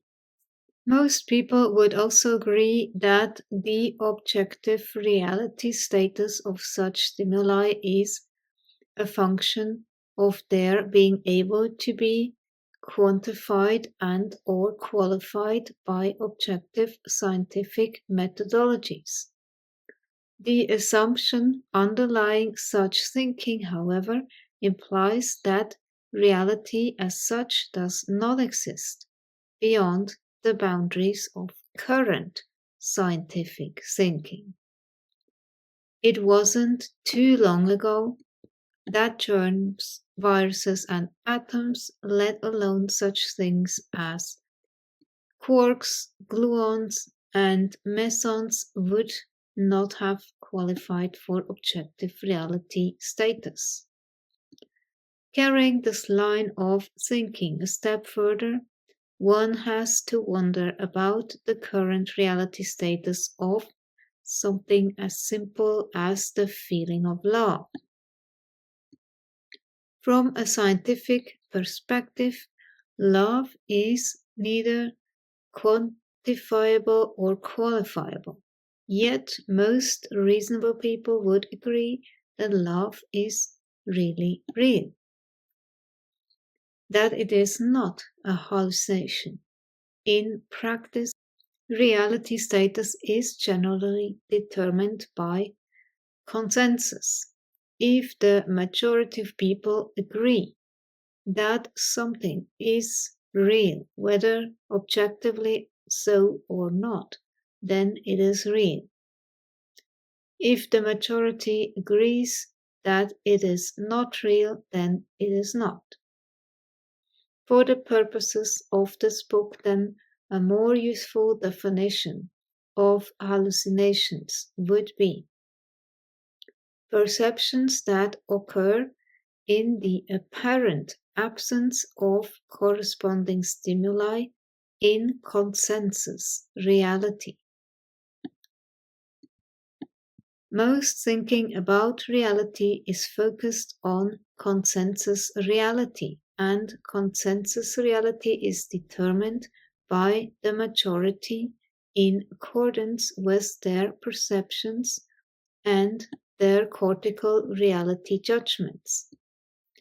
In other words, the empirical basis for distinguishing reality from hallucination at a specific moment in time is the consensus of the majority of people drawing on their experience while in a waking ordinary state of consciousness. For me, that is insufficient ground for the assignment of a pathologizing psychiatric diagnosis.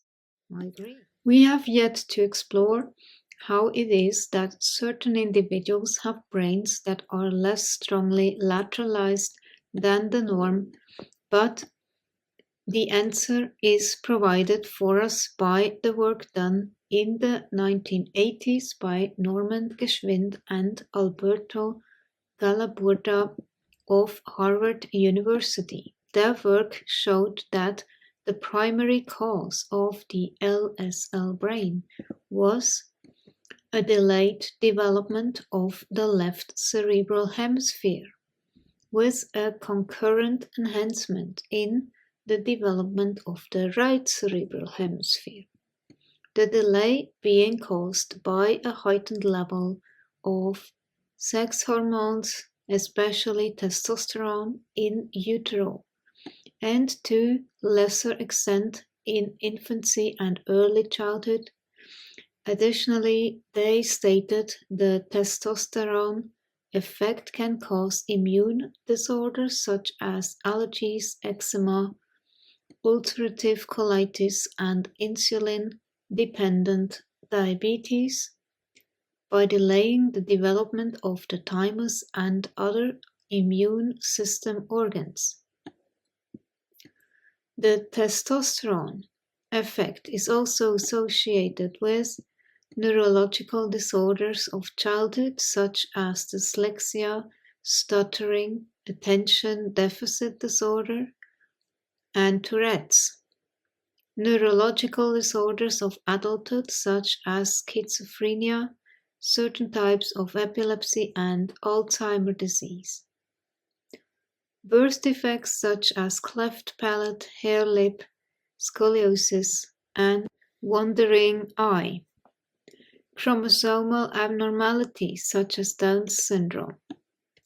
A host of other miscellaneous phenomena such as hypopigmentation, homosexuality, twinning, lowered life expectancy, sleep disturbances, low serotonin levels, and special talents in areas such as music, mathematics, spatial relations, chess, and athletics. This list contains many of the pieces from which one can build a picture of the historical perceptions of a shaman, i.e., an individual who has survived a life-threatening illness, who is deformed in some way, who behaves bizarrely, who is subject to epileptic seizures, and who has a weak gender identity. Maybe asexuality also counts. It's usually forgotten and ignored, never mentioned. Another way in which ASPs differ from the norm is in their temperament type preferences or personalities. ASPs almost assuredly have an orientation toward introversion rather than extroversion. There is very little difference between one man and another, but what little there is very important. William James.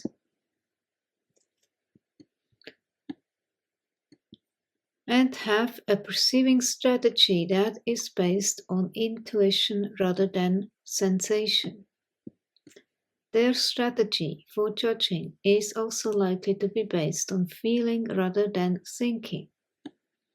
Introverted intuitive are a very small minority in the general population, collectively comprising only 4%, whereas their antithetical types, the extroverted sensates, makes up 56% of the population.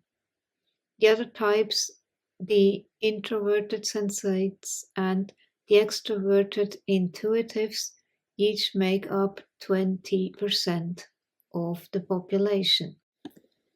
Intuition's vital role with respect to ASP-ness is a result of its contribution to an individual's sensitivity, inspiration, and insight. An intuitive strategy for perceiving appears to go hand in hand with a high level of altered states of consciousness, ASC sensitivities, and ASC sensitivities can be considered to be the hallmark of the anomalously sensitive person. The importance of introversion's role in anomalously sensitive people has to do with its creating a sense of independence that buffers one against societal pressures toward conformity.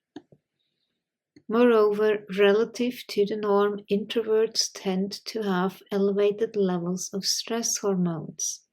Stress hormones heighten sensitivity to stimuli, not only gross stimuli, but which anomalously sensitive people can be overwhelmed, but also subtle stimuli to which others might be oblivious. ASPs as introverted intuitives are both sensitive and independent. When sensitivity and independence are juxtaposed in the same individual, some confounding of usual cultural stereotypes can occur. Women are supposed to be sensitive. Men are supposed to be independent. What then is to be made of a man who is sensitive or a woman who is independent?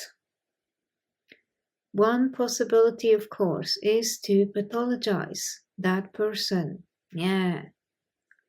But whether or not they are pathologized, introverted intuitives are often perceived as being a threat to the status quo.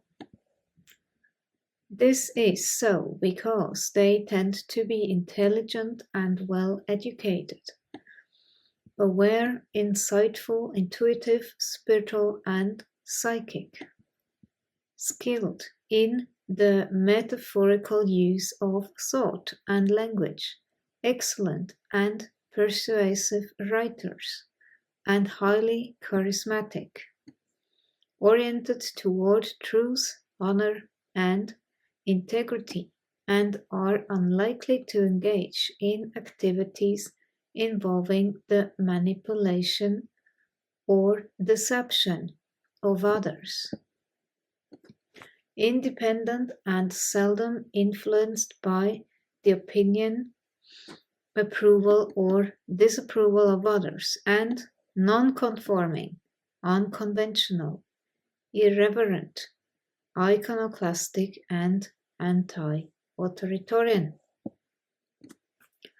When a shaman is engaged in healing a patient, she, he, and the patient usually work together as a team rather than the shaman being the active agent and the patient being the passive recipient.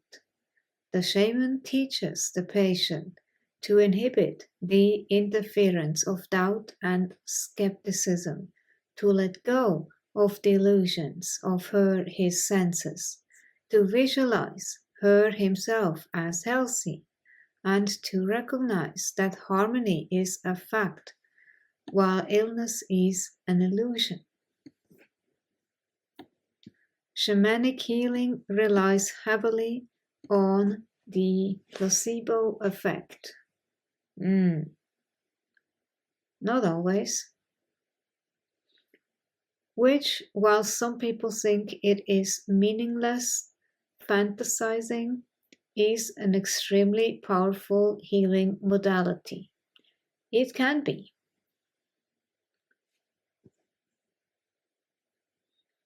Studies have shown that about 55% of the therapeutic effect of all analgesics studied is attributable to the placebo response.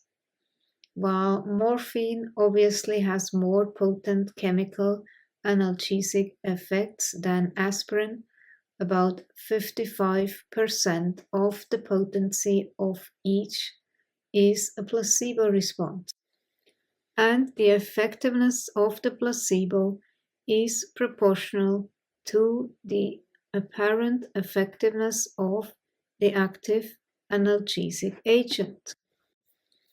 The efficacy of the placebo response is enhanced by altered states of consciousness and, under the tutelage of the shaman, perhaps accompanied by mutual brainwave entrainment, those who respond best to shamanic healing are likely to enter an altered state of consciousness themselves.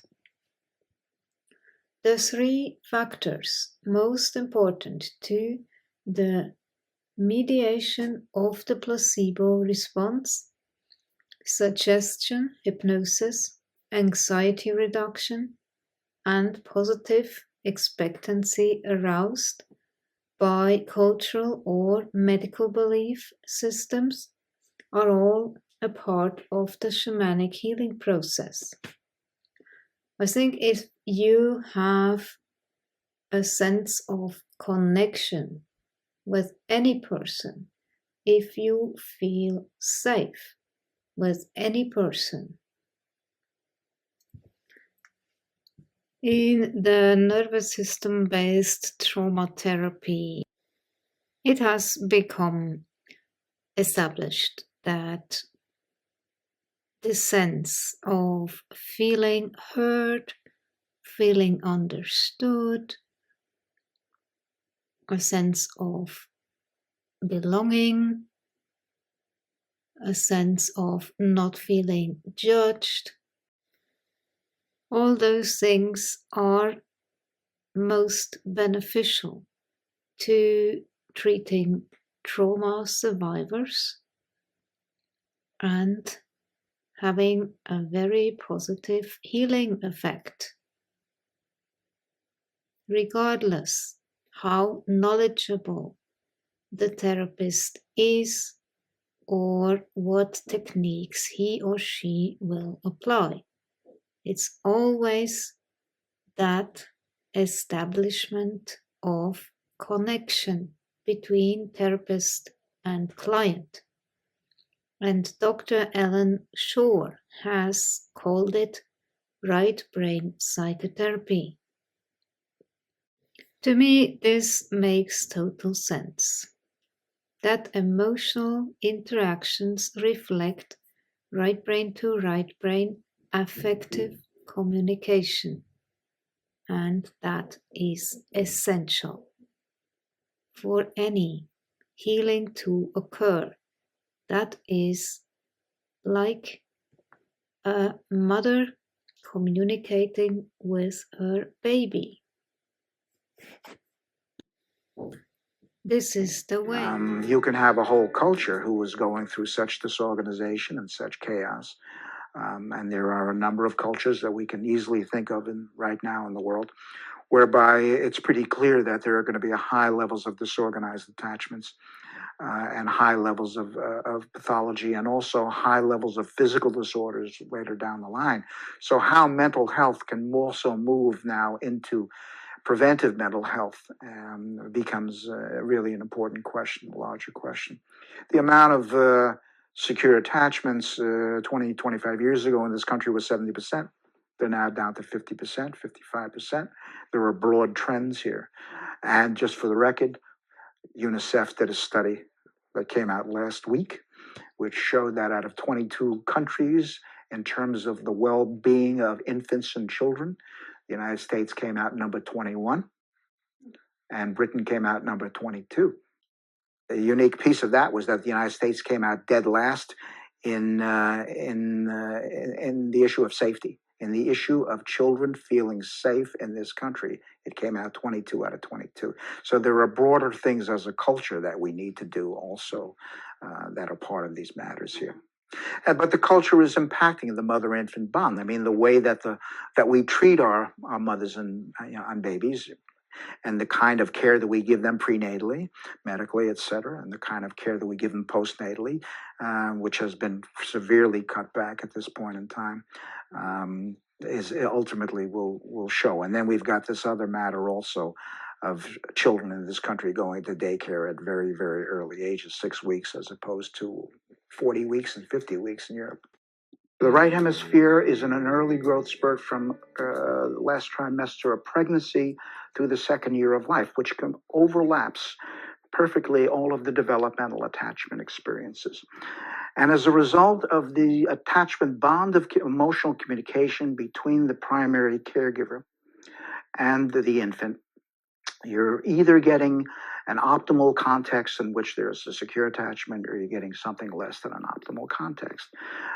This matter of normal development, we're now focusing more and more, we're realizing has more to do with emotional development, social development, more so than cognitive development, etc. And especially the ability to communicate emotional states to other human beings so that they can be interactively regulated, and that ultimately in the first year of life, the growing capacity of the child to be able to now regulate their own emotional states.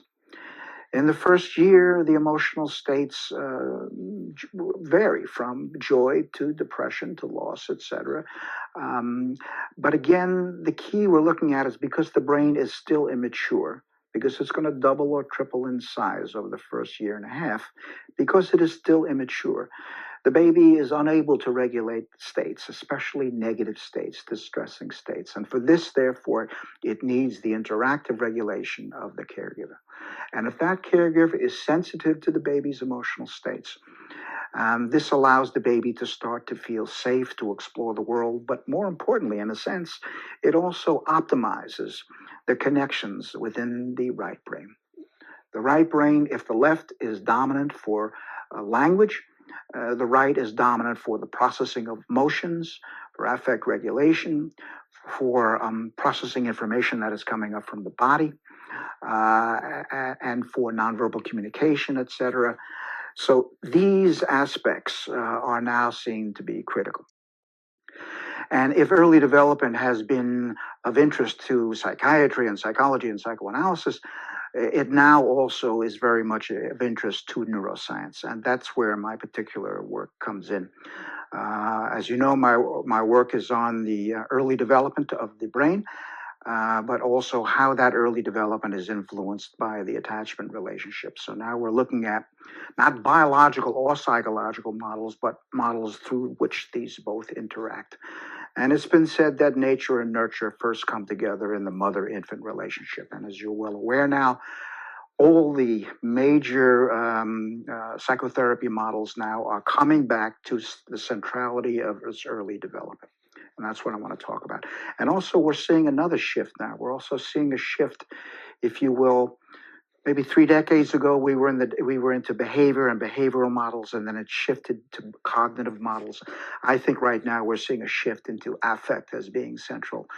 So that said, let me just kind of broadly paint out this situation about early attachment. As I said, it's been clear that people with suicidal ideation, tendency, states of mind have very poor early beginnings. We've known for a while that there is a good deal of abuse, a good deal of neglect, communication problems, parental problems, etc. Those were pretty psychological. But now, as we look at it, we're also coming to the conclusion that the early attachment relationship also impacts the developing brain. So we're talking now about the experience-dependent maturation of the brain. Specifically, we're talking about the early development of the right brain. And as you'll see, I'm thinking now that much of what the psychopathogenesis of suicide is about is a dysregulation of the right brain, not the left hemisphere, not the speaking, linguistic, rational hemisphere, but the right hemisphere. Would be in cases of neglect and abuse. Just for the record, neglect and abuse are found in the histories of individuals who are severely depressed, antidepressants, and also the ones who go on to suicide. And that includes, incidentally, all of the major personality disorders in which suicide is very high, like borderline personality disorders. So here you have a situation, instead of the caregiver being able to attune and to read the baby's states and to form this nonverbal bond of emotional communication back and forth and to regulate these states, you have a more unfortunate circumstance whereby either the caregiver is too intrusive and is driving the baby into extremely hyper-aroused states, which the baby can't regulate, or hypo-aroused states, maybe perhaps abuse more towards hyperarousal and neglect more towards hypoarousal. I point that out because there is now finally coming to be more attention upon the problem of neglect. actually of 2.5 million cases of maltreatment in 2002. Two-thirds of them were neglect, which is much more silent, so to speak, and not as dramatic. And yet neglect of an infant during these early experiences when this right brain is setting up can be critical. Why? Because it needs these emotional experiences, and of course cells that fire together, wire together, survive together, and therefore we have more inefficient right brains. The higher areas of the right brains are more efficient because in their critical periods there's not an optimal situation for their wiring. So I've looked very carefully at this matter of the effects of relational trauma, to use the term relational trauma, also called attachment trauma. These are not traumas with the physical environment. These are where the stressor comes from the haven of safety herself.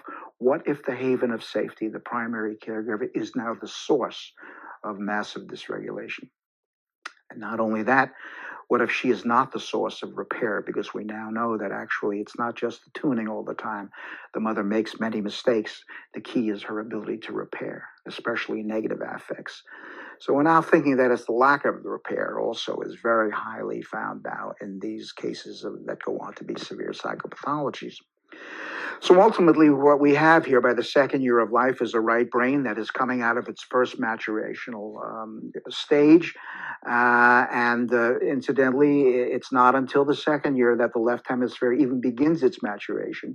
This is far before Wernicke's and Broca's, which means that essentially all of the attachment situations, all of the experiences, all of the dysregulating experiences are stored in the right hemisphere. And they're stored not in explicit declarative, but implicit procedural memory. That's where the psychopathology is taking its toll, so to speak. And ultimately, that's what the treatment must address, which means that we'll have to use something other than insight models and change cognitions. That being the case, a few more words about this. Ultimately, the right hemisphere is in a growth spurt, then it shifts left, then right, then left, then right, then left. So for the rest of the lifespan, these are moving along in time. But the initial trajectory of the right brain is set up in the attachment relationship. And again, that's critical because the right brain has more connections into the body, into the autonomic nervous system, and into the hypothalamic pituitary axis, which is the stress regulating axis of the body. That is directly impacted by the relationship the infant has with the caregiver. And therefore, the ways that the person will react to stress over the lifespan, so to speak, is very much affected by these early situations. This process allows a reintegration of the earlier states of functioning that were repressed from consciousness. So then what makes it a mutual regression? Essentially, the trained therapist, through the process of transference and countertransference, regresses with the client. They can go there and come back with the client.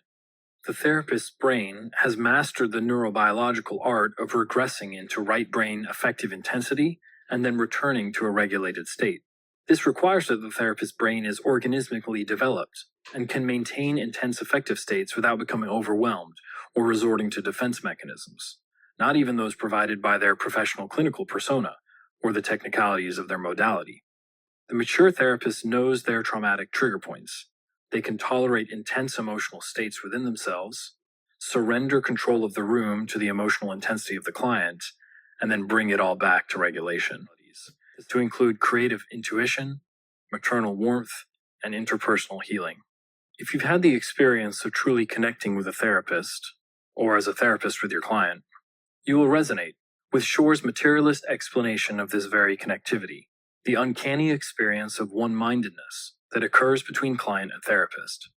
And if you've ever experienced long-term healing, resulting from the honesty and vulnerability of a supportive human in any context, you will no doubt appreciate Shore's explanation of the neurobiology that supports this interpersonal phenomenon. Over the past few decades, psychotherapy has fought to be included in evidence-based clinical practice, backed by the medical and scientific community. As a result, psychotherapy has been elevated beyond just the spiritual care of an individual in distress to a legitimate part of the health and wellness routine of the modern secularist. Paradoxically, modern intellectual trends away from the wiggishness of the scientific method could reduce the necessity for legitimizing the healing arts. But at the moment, Many still feel comforted by the paternalistic protection of the medico-scientific institution and its efforts to delineate evidence-based approaches from the mystical, spiritual, and religious. The statement that a psychotherapeutic modality is evidence-based often speaks to the clinical effectiveness of a practice, as evidenced by subjective self-report measures of improved psychological well-being or interpersonal and social functioning. That is to say that the research suggests that an evidence-based approach actually makes people feel better. This contributes to the secular-minded client's willingness to be vulnerable with a clinical practitioner and open them up to their inner world and mature into the targeted treatment of specific neurobiological regions, processes, and wounds. Alan Shore's unique brand of neuroscience-based psychoanalysis provides a piece of the puzzle in understanding the connection between talk therapy and brain changes. Alan Shore is a psychoanalyst. As I mentioned in my previous article about Canadian neuroscientist George Northoff, psychoanalysis is more than an outdated therapeutic modality crumbling under the scrutiny of modern social politics, as it is often made out to be. Psychoanalysis is a sophisticated conceptual approach to understanding the dynamic human mind, elements of which can be used as a commensurate language to connect psychology and the material of the brain. Shore's work connects interpersonal mechanisms from psychoanalysis with neuroscientific findings about neurobiological processes within the right hemisphere of the brain. But is there a difference between the right and left brain? Let's face it, popular neuroscience confuses us about the bilaterality of the brain. Significantly, Shore suggests that neural restructuring in the right brain can bring improvements in mental wellness, not only in the short term, but also that such restructuring can have a compounding effect over time, as if the kernel of psychotherapeutic repair can spiral outward into future iterations of neurobiological and psychological development across the lifespan. This claim could shift the mental health field's perspective considerably. Treating human suffering would no longer be a matter of altering brain chemistry with psychoactive compounds, as in psychopharmacology, nor of teaching people better ways of thinking, like in cognitive therapy, such as CBT, but of using the therapist's brain to effect a neurobiological restructuring in the client's brain, such that a cascade of events occur that perpetuate healthful neurological development even after therapy has concluded. Concepts from right brain psychotherapy and regulation theory, and how they help us understand the brain and the healing process. By the way, regulation theory is the conceptual framework upon which Shore bases his psychotherapeutic modality. It encompasses the idea that when right brain synchrony occurs between client and therapist, the therapist's brain becomes an extension of the regulatory apparatus of the client's brain when the latter is overcome by intense affect. The clinician's ability to regulate affect in the therapeutic chamber creates an environment wherein the client's brain can strengthen its ability to regulate emotional overwhelm unilaterally. If the client and therapist regress successfully, they enter a state of right brain synchronicity. From the perspective of the therapist, this is a flow-like state, outside of phenomenological consciousness. Research from fMRI scans shows that in these therapeutically aligned moments, the hemispheric domination of the brain changes in both client and therapist. The left brain, with its propensity for categorizing and differentiating, essentially goes offline, and a dyadic subjective field is created. Both brains are right brain dominated at this moment.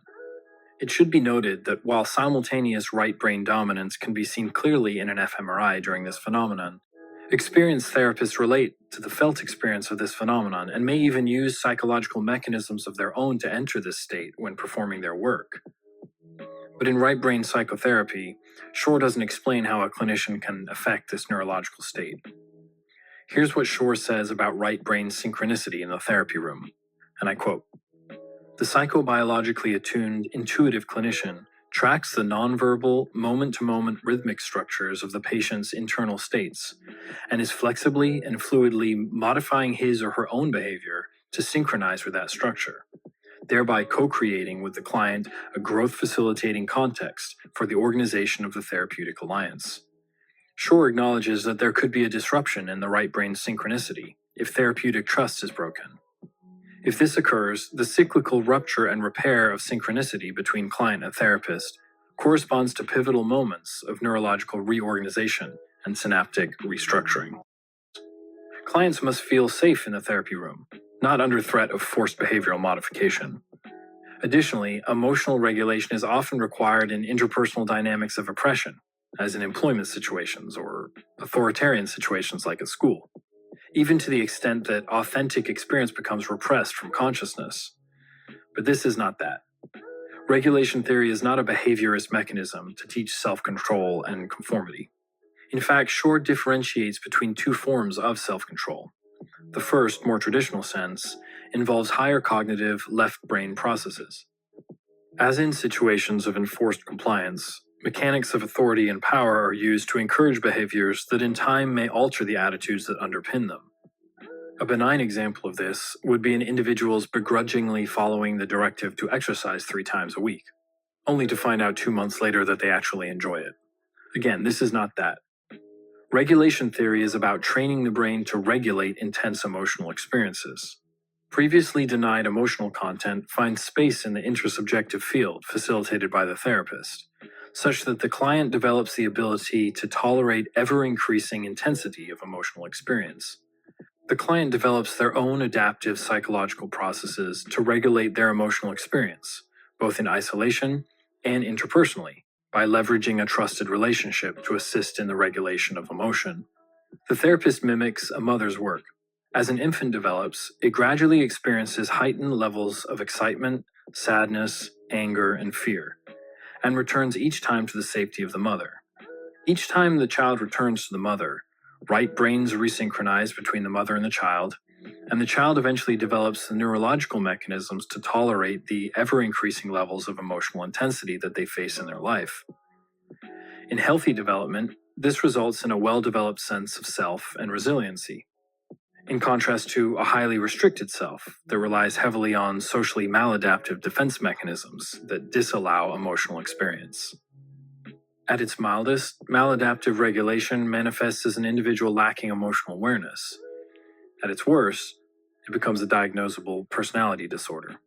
In a sense, the therapist facilitates the maternal titration of negative affect in the client and the healthy development of the regulation process. The goal of right brain psychotherapy is to create a growth-facilitating relational environment that stimulates plasticity in the cortical and subcortical regions of the brain.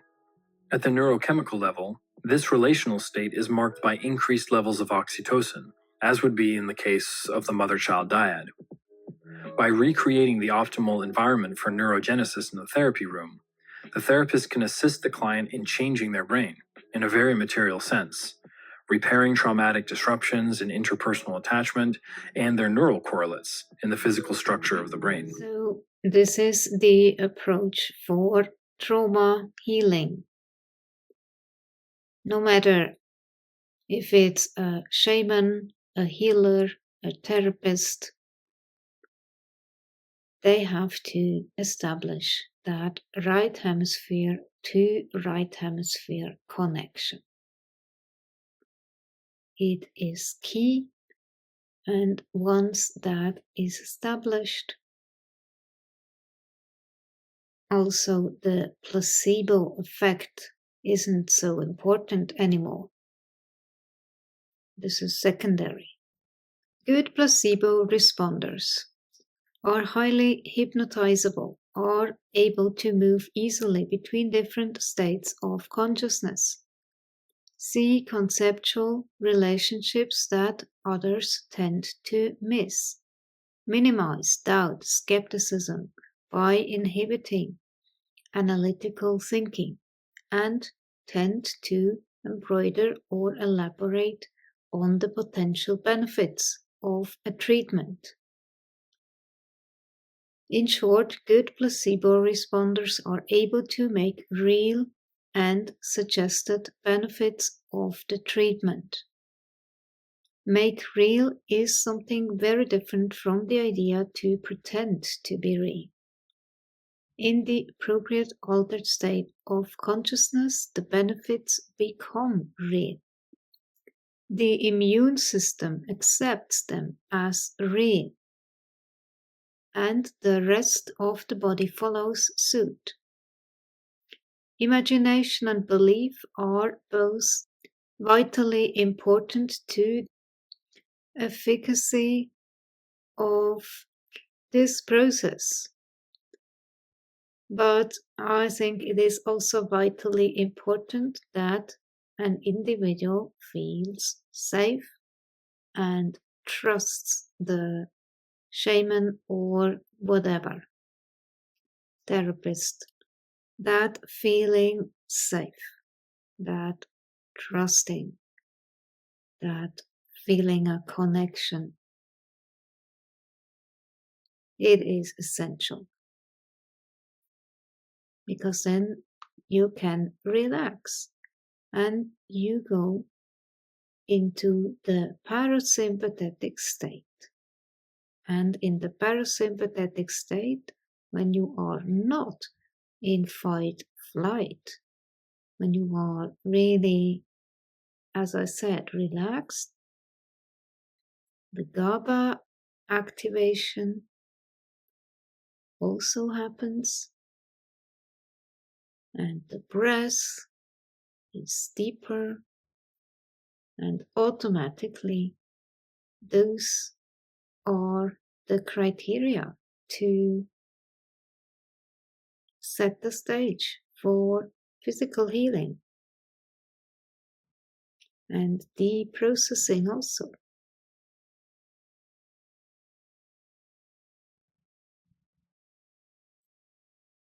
Imagination and belief are both vitally important to the efficacy of this process.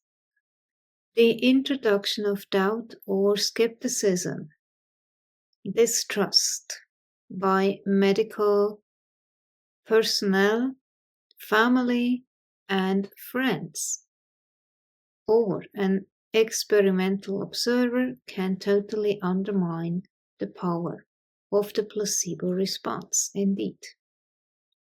And also gaslight you, the client, in terms of not believing you, not taking you seriously. That effect has been called the experimenter effect. The experimenter effect occurs frequently in any setting where the capabilities of the human mind are being explored. Today, in the Western medical system, such an approach to healing is often spoken of as psychoneuroimmunology, a term that refers to the complex interactions that occur between one's psychology, one's neurology, and one's immunology. At the most basic level, it can be said that if one's psychology is truly oriented toward healing, one's immune system will cooperate and affect that healing, provided one has the right neurology and or training. The right neurology appears to be that of the ASP. Specifically, neurology involving a brain that is less strongly lateralized than the norm.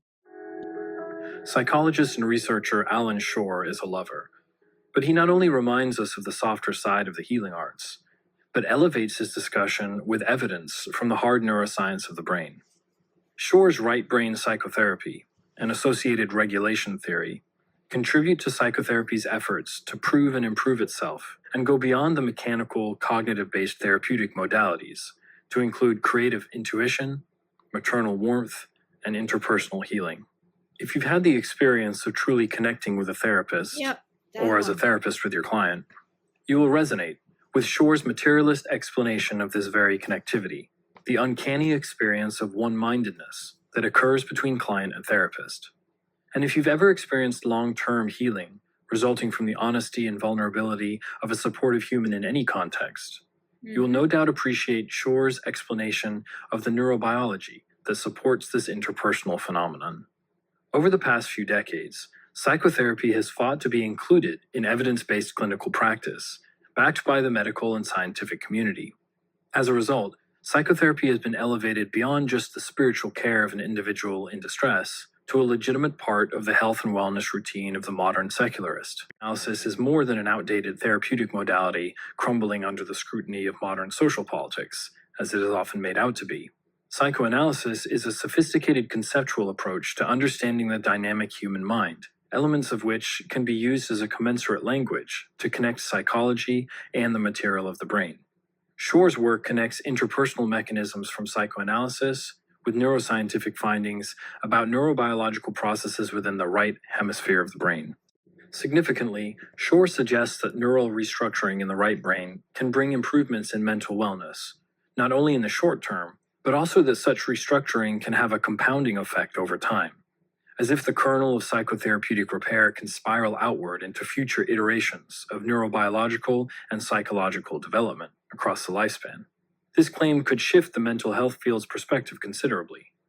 Treating human suffering would no longer be a matter of altering brain chemistry with psychoactive compounds, as in psychopharmacology, nor of teaching people better ways of thinking, like in cognitive therapy, such as CBT, but of using the therapist's brain to effect a neurobiological restructuring in the client's brain, such that a cascade of events occur that perpetuate healthful neurological development even after therapy has concluded. By the way, regulation theory is the conceptual framework upon which Shor bases his psychotherapeutic modality. It encompasses the idea that when right brain synchrony occurs between client and therapist, the therapist's brain becomes an extension of the regulatory apparatus of the client's brain when the latter is overcome by intense affect. The clinician's ability to regulate affect in the therapeutic chamber creates an environment wherein the client's brain can strengthen its ability to regulate emotional overwhelm unilaterally. Explanatory frameworks. It is commonly assumed that there are only two ways of looking at the possible veridicality of transpersonal experiences. Either they are really real, or they are the product of fantasy, delusion, hallucination, or hoax. Such thinking may appeal to common sense, but it is simplistic, reductionistic, and probably wrong. There's a lot of unexplored territory between the two extremes. Polarized thinking of this sort is the result of contemporary Western scientific thought still being dominated by Cartesian dualism. The postulate that something is either mind or it is matter is a legacy from the French philosopher René Descartes, best known for his statement "Cogito ergo sum", I think, therefore I am. René Descartes, while sitting in a sidewalk cafe, was asked by the waitress if he would like more tea. "I think not," he replied, and promptly disappeared. There is another option that allows one to move beyond the seemingly all-encompassing dichotomous approach to TPEs. It is the concept of the imaginal realm. Note the use of the word imaginal as opposed to the word imaginary. This distinction, introduced in 1972 by the French Islamic scholar Henri Corbin, is crucial. The word imaginary, as it is generally used today, is equated with the unreal, with something that is outside the framework of being and existing. In the case of things imaginal, however, the allusion is not to the stuff of fantasy, but to imagination as a creative power, as an organ of perception in its own right. This concept merits some explanation. Most people would agree that there is a physical realm that we infer on the basis of ordinary sensory data interpreted by our brain. Likewise, most would agree that there is a realm composed exclusively of mind stuff, fantasies, dreams, fabrications, and inventions. And that it has no substance beyond that of its being in the mind of its creator. Corbin argued for the existence of the third realm, the imaginal realm. Access to this realm dependent neither on ordinary sensory perception nor on ordinary cognition, including fantasy, but on the experiencer's being in an altered state of consciousness, presumably transpersonal consciousness, one that destabilizes the ordinary perceptual modalities and cognitive systems. It is an absurd prejudice to suppose that existence can only be physical.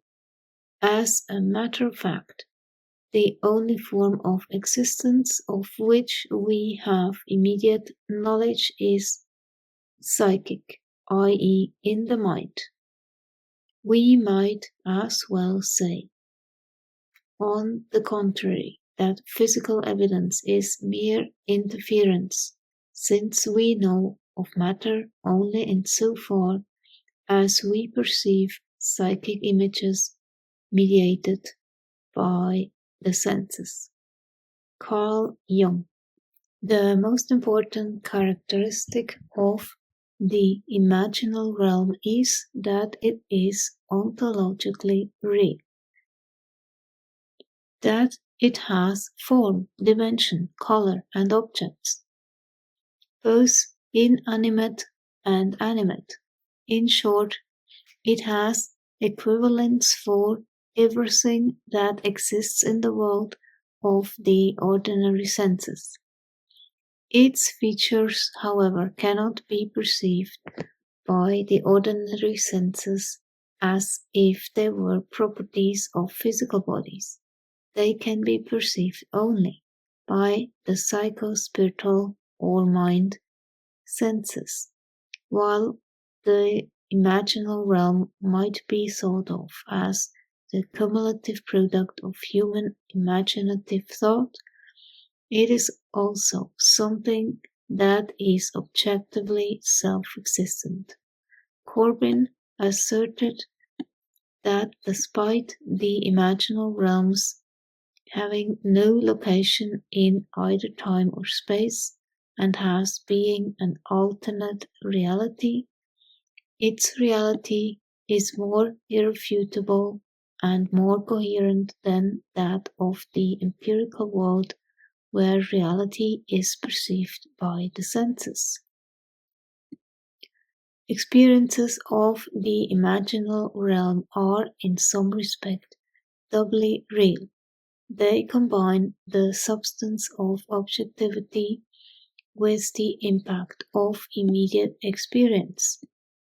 The imaginal realm is an intermediate realm, a realm that exists conceptually somewhere between what is called mind and what is called matter. As such, it may be regarded as the source of events that simultaneously seem to belong both to an alternate reality and to consensus reality. These imaginal realm experiences, which are undifferentiable from transpersonal experiences, can involve the manipulation of physical reality, e.g., movement of objects, defiance of the laws of science, e.g., nullification of the effects of gravity, and the generation of dynamic resonances within the human psyche, psi-related experiences. While such experiences can show up in the conventional space-time continuum, something fantasies cannot do, their origins are in the imaginal, not in the physical realm, and their medium of expression is the human mind.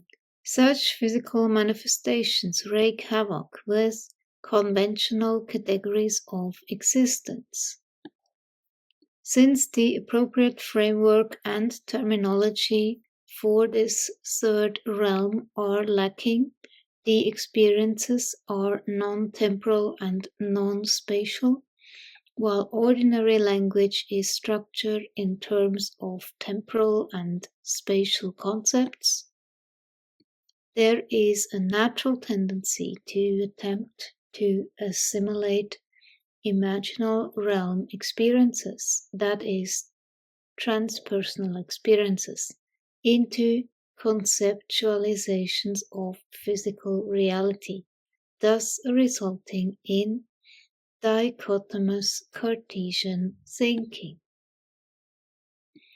Experiences of stigmata provide a relatively straightforward example of the imaginal realm intruding into the physical realm.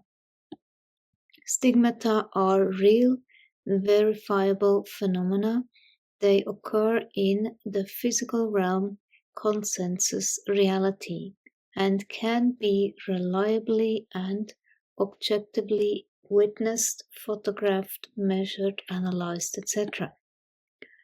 Having no discernible physical cause, however, their origins are clearly not in the physical realm.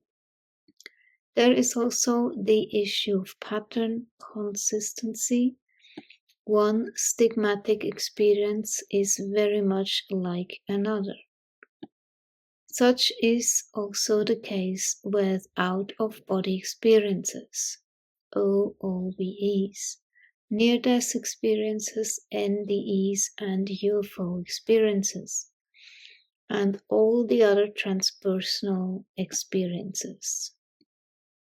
Unlike fantasies, which tend to be idiosyncratic and ephemeral, each specific type of imaginal realm experience seems to be characterized by a consistently repeating pattern, even when the experiencer has no prior knowledge of that pattern. Also, unlike fantasies, these experiences have powerful after effects that may be traumatizing and or transforming. Corbin's imaginal realm explanation for transpersonal experiences is a brilliant theoretical construct. It is, however, presented in the language of philosophy, and for many people, philosophy has very little to do with reality. But there is another way of explaining the same principles in the language of modern physical science, specifically quantum mechanics. It has long been a tenet of Eastern philosophies that time, space, separateness, and causality are merely mental constructs linked to particular states of consciousness and have little relevance in accurately describing reality. Only in the 20th century has this idea begun to make some inroads into Western thinking, interestingly, primarily by way of the work of physicists. In light of the definition of transpersonal experiences explicated in Chapter 2, experiences that occur beyond the ordinary differentiated boundaries of ego, space, and time, experiences that suggest the essential interconnectedness and or absolute unity of all that ever was, is or will be, experiences that imply the existence of mind as distinct from brain, of spirit, of soul. It can be seen that the implications of the above are central to everything this book is about. These findings in hard physical science point to an intimate interconnectedness between mind and matter, the observer's mind having a fundamental role in the manifestation of matter. In quantum theory, then, the physical world is not a structure built out of independent entities.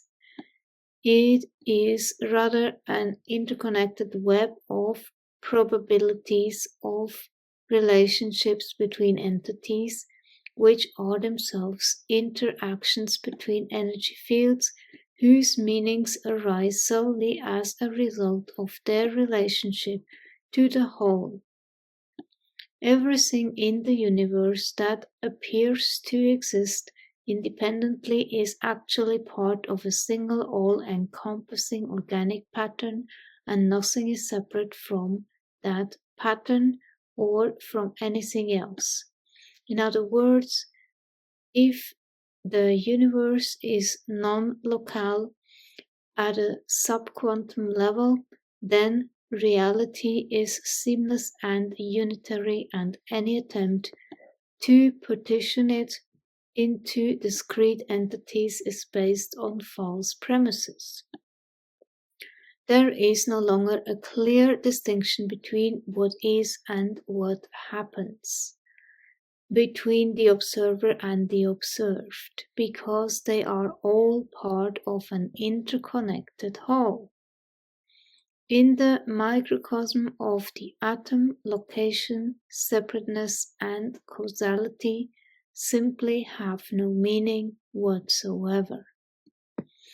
Another central point to be considered is that in a quantum universe, reality is organized holographically. Holography is a type of lensless photography that uses laser light and is based on interference patterns, the patterns generated when two or more waves ripple through each other. Any part of a holographic image, no matter how small, includes all the information, albeit with reduced resolution, necessary to create a complete image of the original subject. While there is as yet no definitive proof that what applies in the microscopic world of quantum mechanics also applies in the macroscopic world of psychology and neurology, the evidence for the non-locality in one realm is definitely suggestive of its possibility in another. Some circumstantial evidence is very strong, as when you find a trout in the milk, Henry David Thoreau.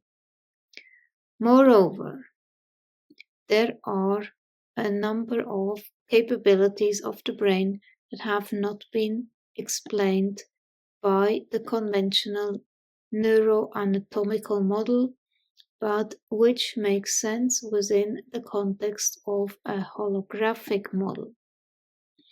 Physicist David Bohm of the University of London has suggested that the frequencies which the holographically organized brain analyzes in order to construct consensus reality are ultimately projections from another dimension, the deeper order of reality, one that is beyond both space and time. He refers to that order of reality as the unfolded or implicate order, while referring to consensus reality as the unfolded or explicate order. The explicate order, he states, that which is perceived through the ordinary senses or with the aid of scientific instruments, represents only a small fragment of the whole of reality. It is a special form of the implicate order contained within and emerging from a more generalized totality of existence. In the implicate order, all that which is extant is intimately and meaningfully interrelated in such a way as to render meaningless all boundaries, including those of space and time. Many other researchers have presented models of reality that are harmonious with Bohm's implicate order model. Rupert Sheldrake speaks of morphic fields. Henry Morgano of Universal Mind. Erwin Schrödinger's of One Mind. Carl Jung of the collective unconscious. And of course Henry Corbin of the imaginal realm, while Bohm's and Corbin's model are presented with very different terminology, both are nevertheless describing essentially the same thing, the domain from which transpersonal experiences arise. Central to Corbin's model, as previously discussed, is the assertion that imaginal realm experiences are accessible only when the experiencer is in an altered state of consciousness, nominally transpersonal consciousness. That being the case, it follows that implicate order experiences are also accessible only when the experiencer is in an altered states of consciousness, nominally TPC.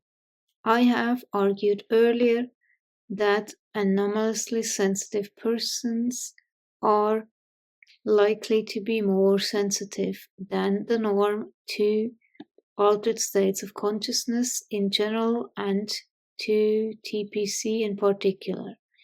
It follows then that ASPs are more likely than the norm to have transpersonal experiences, imaginal realm experiences, or in this case, implicate order experiences, all of which are essentially the same thing.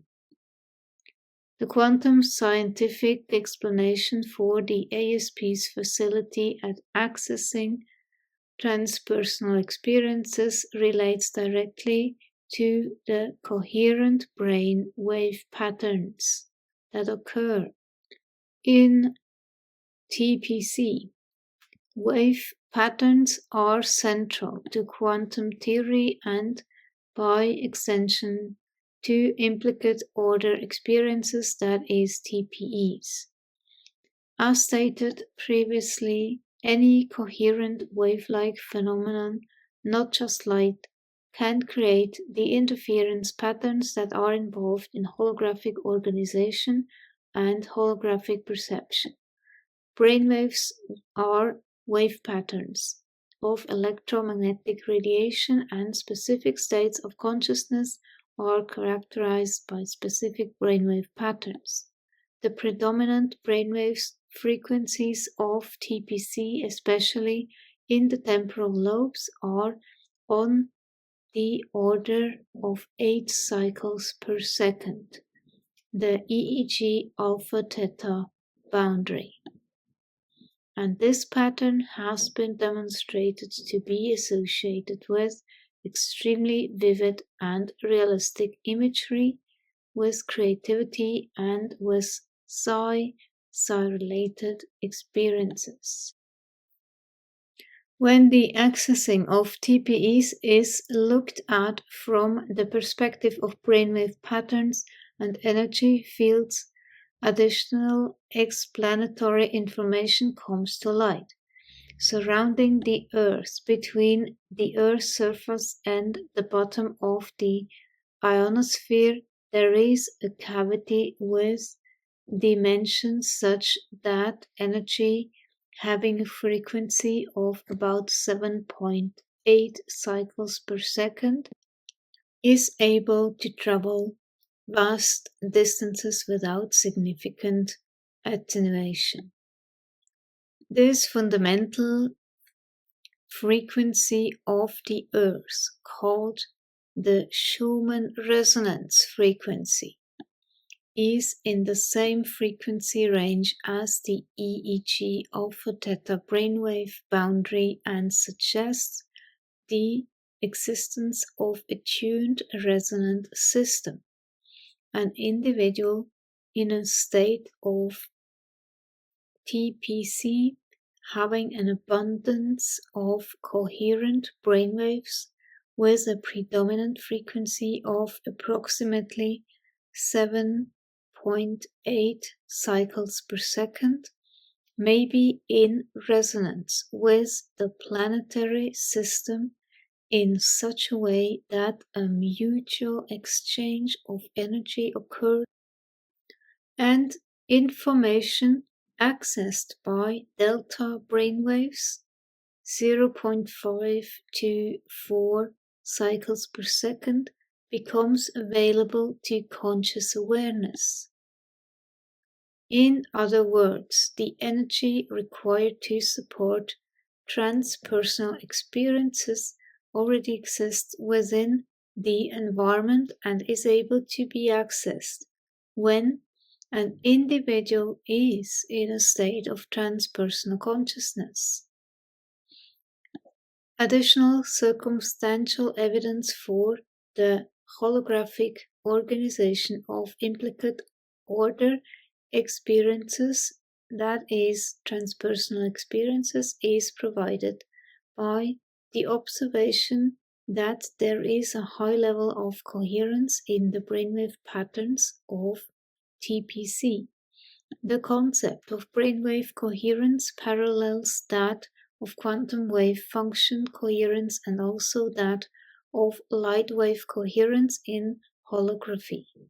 And coherence appears to be a necessary condition for the effective transmittal of information in such waves. In the implicate order model, moments of form, thought, and behavior are projected from the implicate order, an order of existence beyond both space and time, into the explicate order consensus reality. The implicate order provides a medium through which, in Larry Dossey's words, communication is unmediated, unmitigated, and immediate. The three main features of non-locality.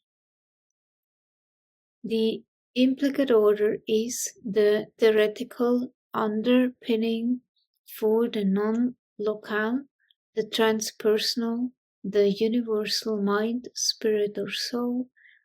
Transpersonal experiences, as defined, imply the existence of this universal mind, and conversely, the existence of this universal mind operating within the implicate order provides an explanation for the occurrence of transpersonal experiences. The primary characteristics of mind-based transpersonal experiences are essentially the same as the characteristics of Bohm's implicate order model. Most relevant are the interconnectedness of all things, the transcendence of time, space, and causality, and the non-differentiation between matter, energy, and consciousness, between the part and the whole, between self and not self, between thought and not thought. Restating the Perky effect, see Chapter 4.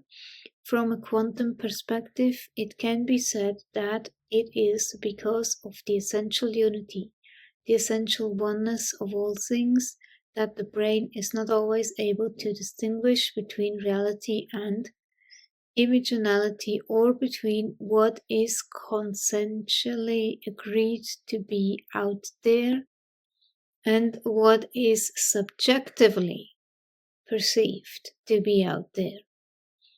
In a quantum reality, not only is there no difference between the way perceptions and mental images are processed by the brain, there is no inherent difference between the perceptions and the images themselves.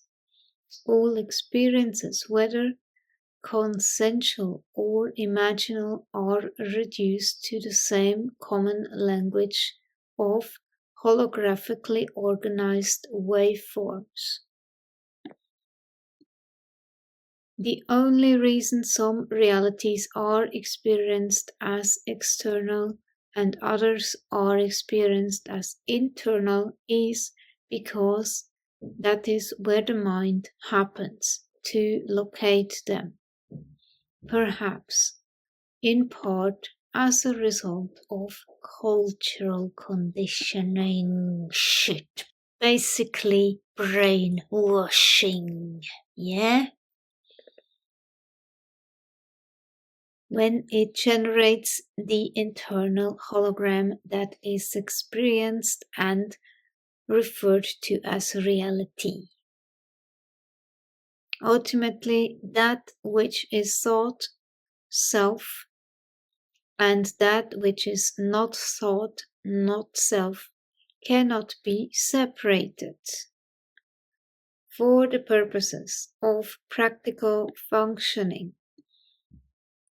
in consensus reality, however, it is necessary for the brain to make at least a provisional differentiation. Some brains, namely those that are less strongly lateralized than the norm, do this less effectively than other brains. Both the weaknesses and the strengths inherent in the anomalous perceptual style of anomalously sensitive people arise out of their brains, and hence the interpretation of perceptions by their minds being less differentiative than the norm, and thus less oriented to ego, space, and time.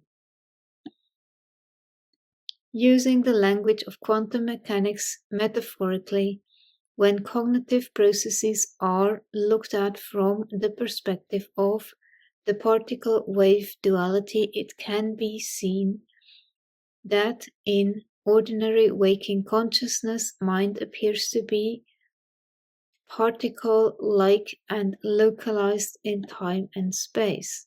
Conversely, in a state of transpersonal consciousness, mind appears to be wave-like and neither temporally nor spatially localized. The apparent localization of mind in ordinary waking consciousness is within the brain.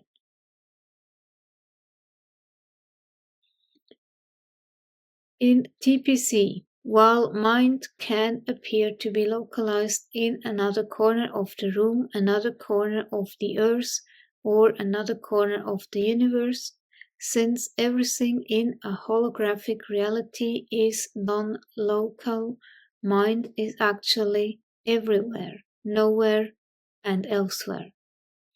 Access to implicate order experiences can occur only when the mind is in an ASC, nominally TPC, and is thus released from the limitations of spatiotemporal localization that results from a close association with the physical brain. Given that mind can range throughout the totality of all that is and can influence as well as be influenced by everything else, it is presumably not only possible for it to experience all manifestations of the holographic reality, but also to play a part in changing those manifestations, including the manifestations of physical consensus reality. In short, mind is involved in the process of bringing physical realities into existence, because the experiential matrices of all realities are holographic in nature. Transpersonal experiences are available to mind, and mind participates in shaping the realm of appearances in which physical existence is organized. Quantum theory can be seen to allow for the presence of mind, at least in some elementary form, in the most fundamental entities of creation.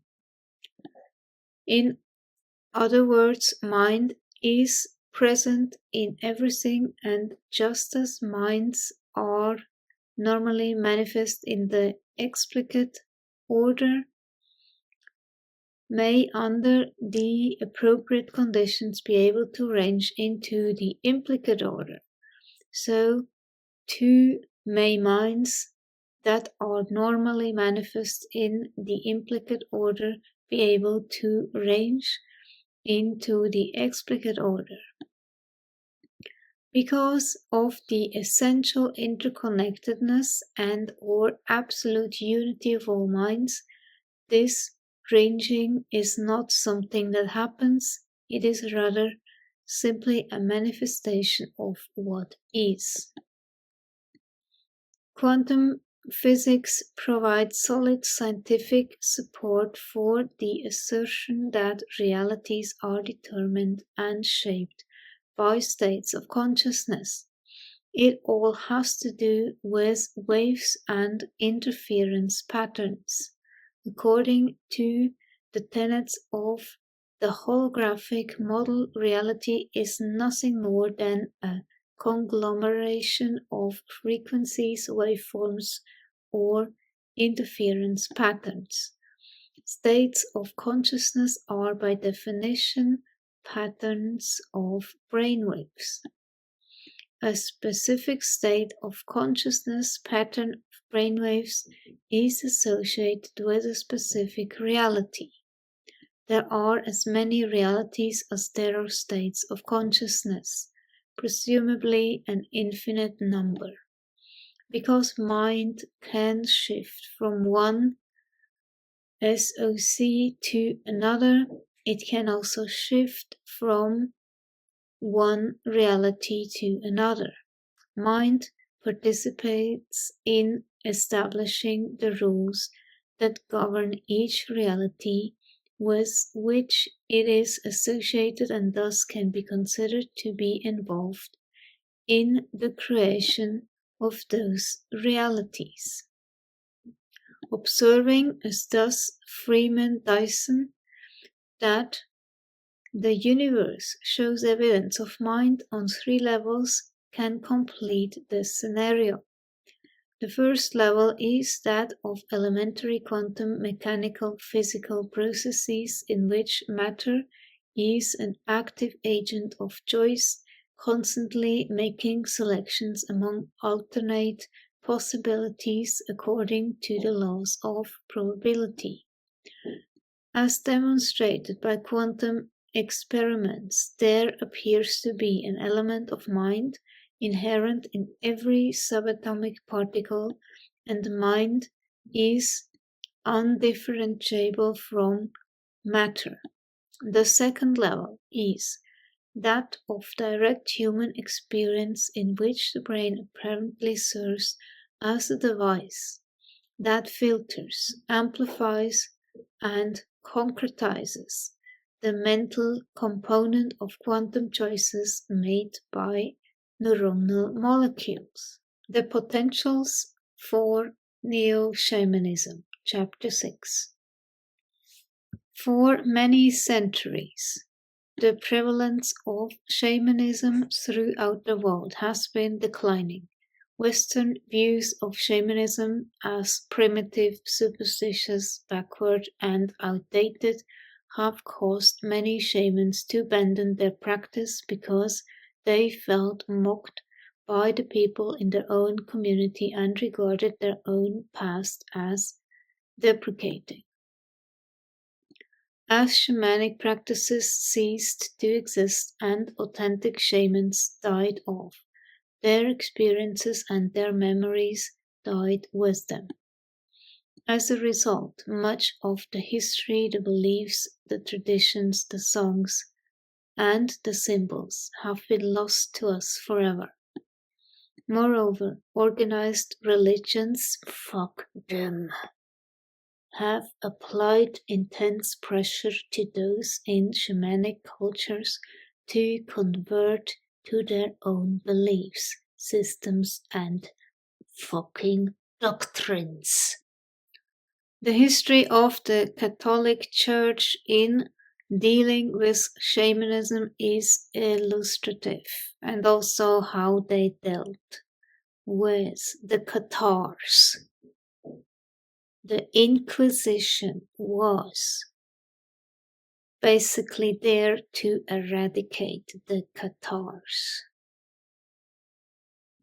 And the Catholic Church wanted all the power.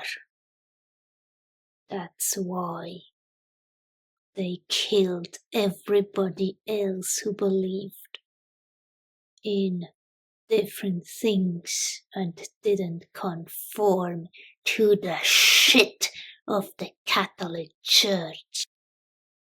For 300 years after Jesus Christ, many of his followers performed great works of healing. The ability to heal was seen as a sign of spiritual power, and when it became clear that some people not high in the church could heal better than those who were indoctrinated of greater authority, the ministry of healing was forbidden because of its destabilizing influence on the church hierarchy. I really wish that all those modern Christians that so loudly proclaim that they believe in Jesus Christ, which is so ridiculous to me, because they don't know the history, all the killing that went before that church established its dominance. Yeah? You goddamn idiots. You are so stupid. Just citing the Bible, not knowing the truth. Idiots, morons. You cannot be taken seriously, all those who preach the Bible. So despicable.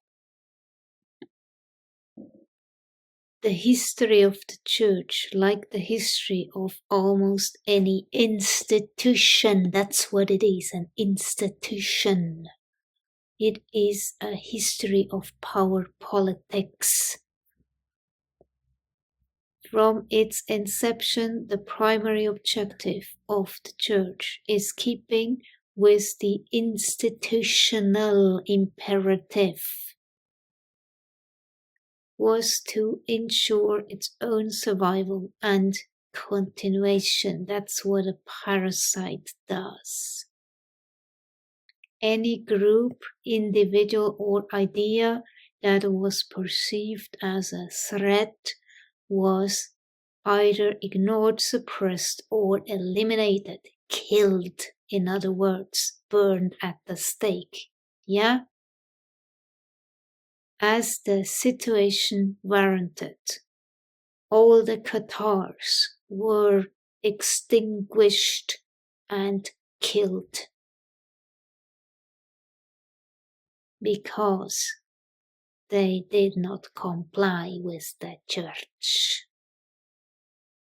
People with a Gnostic, from the Greek gnosis, meaning knowledge, orientation, have been a major problem for the church since its beginning. The Cathars were basically also Gnostics. Gnostics hold that one's relationship with God appropriately involves direct and personal knowledge, or spiritual, religious, mystical experiences, and how keen they are to eliminate the mystical experiences. For example, fucking up the ketamine experience. So if you get a ketamine infusion, they put benzodiazepine into it halfway through when you are dazed and cannot say no. And then they eliminate the visual experience, the mystical experience. They kill it. They are afraid that you could have the personal knowledge with God or whatever you want to call it. They try to kill it off by any means, and they try to create a psilocybin mushroom that has no mystical experience. It's so stupid.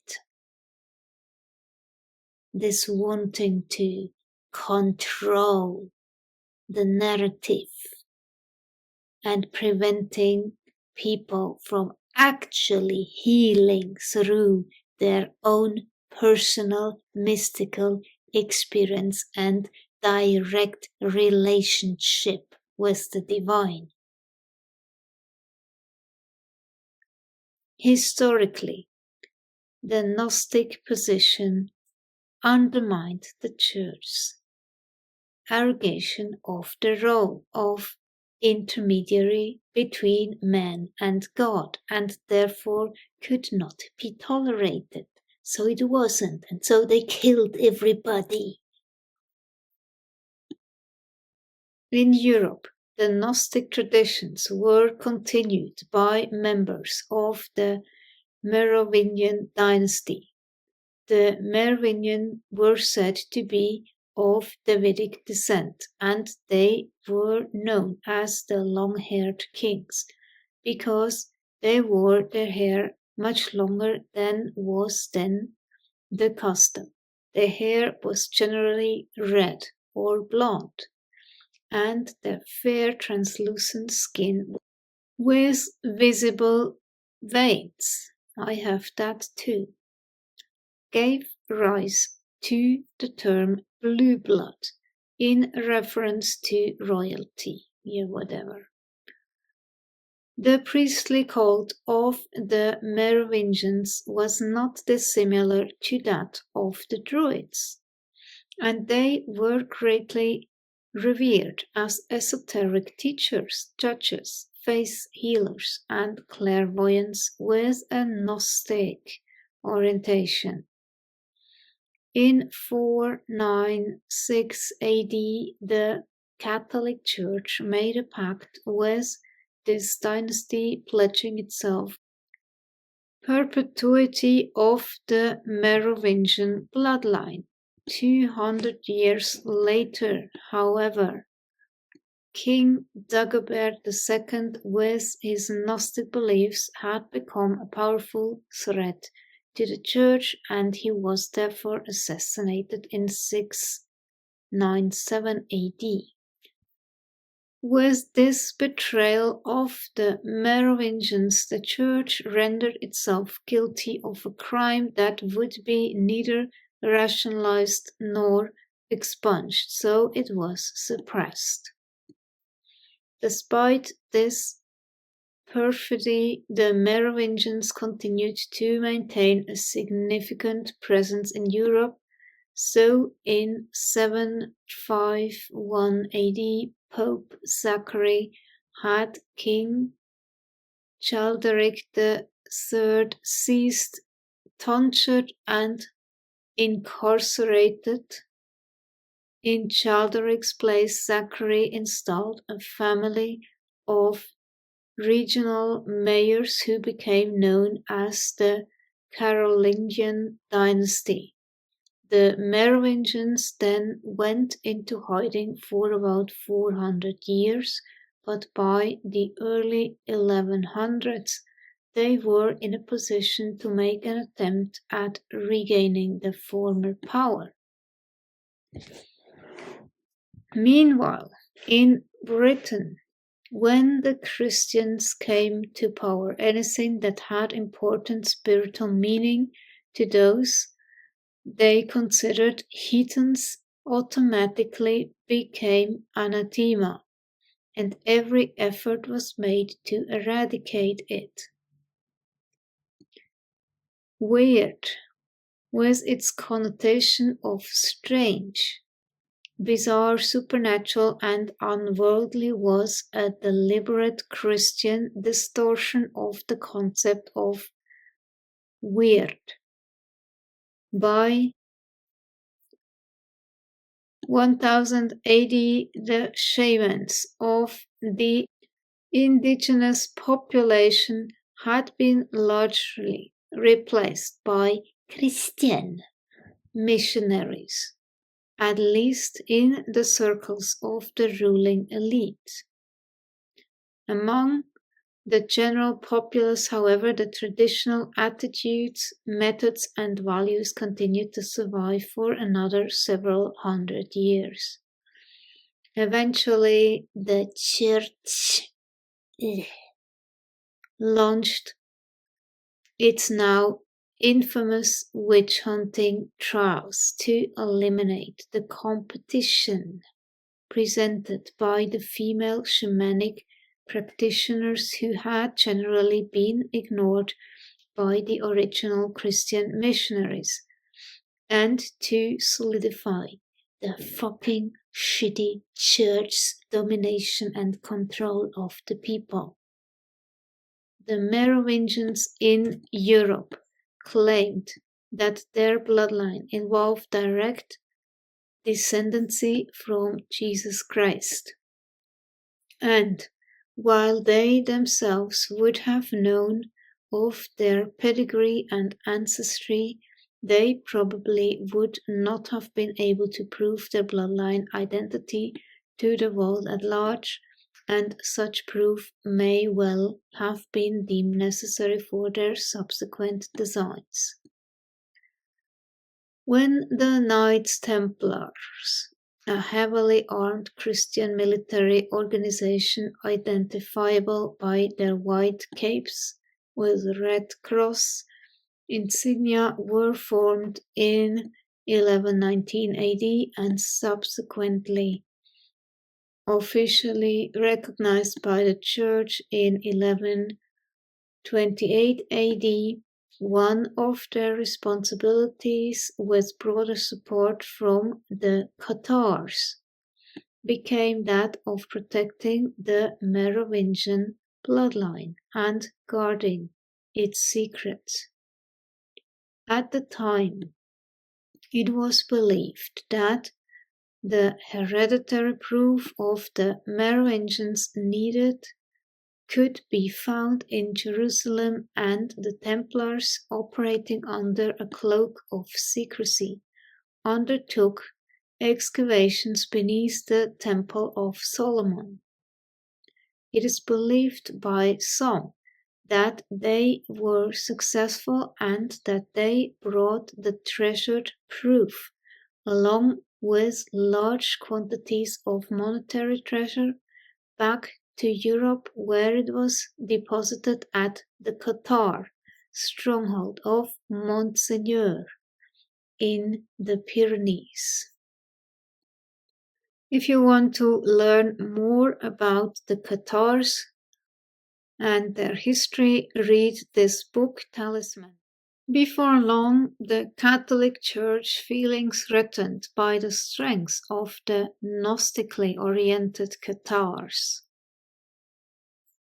and perhaps specifically by this proof, launched the Albigensian Crusade against them. Monseigneur was the last Cathar stronghold to come under attack, and after withstanding repeated assaults for 10 months, it finally capitulated in March of 1244 AD. Note the number. It is said, however, that before the fall, 4 men managed to escape from the garrison, carrying with them the purported proof of the Merovingian bloodline. Their destination was then, and is to this day, unknown. The Crusades very effectively dealt with organized resistance to domination by the Church, and that was the downfall of humanity. The Inquisition, in like manner, eliminated individual heretics, those who had the audacity. The Church is fucking goddamn insane. That's what it is. And unfortunately, they had the means to overpower everybody else. But the Church is the parasitic entity, not the heretics.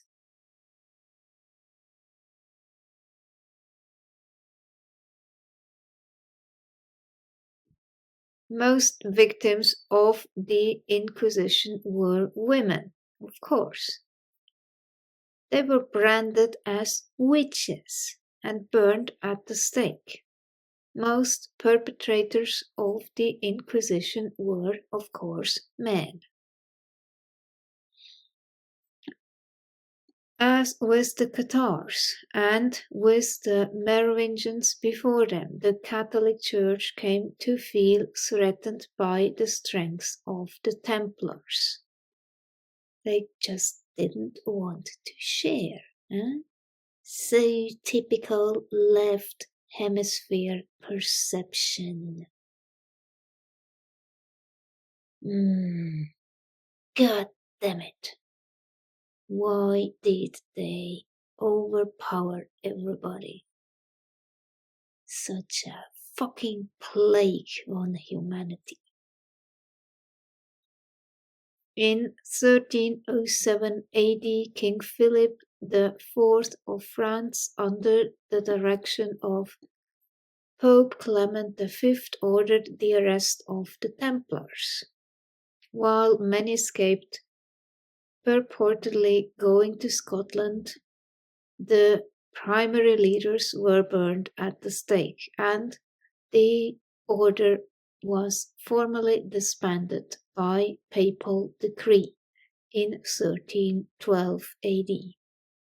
While the Templars were said to have reconstituted themselves as the Freemasons, little has been heard about the Templars since that time. In modern times, the survival of shamanism has been primarily limited to indigenous peoples. And how were they treated? Yeah, they were suppressed and killed off and put into reservations and all that. living in tundras, jungles, deserts, and other isolated environments. And luckily, some of those indigenous tribes have not been discovered to this day. For many years, knowledge of the shamans was almost as isolated as were the environments of the shamans. Western interest in shamanism began to develop in the 1960s, however, primarily in the San Francisco Bay Area, where a small but growing network of adventurous psychologists, anthropologists, botanists, chemists, poets, musicians, and bohemians were experimenting with traditional entheogens and the newly synthesized drug LSD. And then the CIA came into this harmonious experimenting and fucked everything up. And later this fucker Nixon proclaimed the war on drugs, similar to the church, just suffocating the spirit and the connection, the personal connection to the divine, just suffocated, eradicated, and invent some excuse to do so. Anyway, as a result, they began to understand something of what the traditional shamans had already known for many centuries.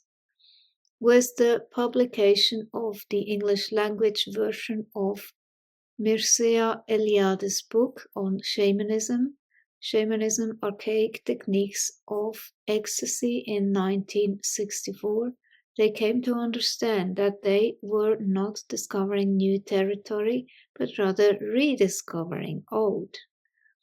Interest began to develop in preserving the historical shamanic traditions, primarily under the umbrella of Michael Harner's Foundation of Shamanic Studies. Some individuals undertook to reinvent shamanism in a modern form, often drawing from core shamanism, a set of beliefs and practices synthesized by Harner, centered on the use of ritual drumming and dance, and Harner's interpretations of various indigenous religions. As I have argued earlier, true shaman is born, with the neurology of an anomalously sensitive person, not made. So fuck these plastic shamans. True shamans may guide and support others in learning the strategies, techniques, and philosophies of shamanism, but shamanism itself cannot be taught. Becoming a true shaman is essentially a personal, individual undertaking, and the idea of a credentialed shaman is absurd. A true shaman would never subscribe to a system that involves credentialing by others, let alone attend conferences, conventions, and such. Originality and creativity are the shaman's stock in trade, and she can only effect change or transformation by operating outside the traditional organizational frameworks. The shaman is a soul practitioner who will always be an outsider. While few are born with the sensitivities necessary to be true shamans, many more might be willing to adopt the shamanic world view of Wyrd, if they are shown the way. Today's neo-shamans can be their guides. Given the current state of the world, such guidance is very much needed.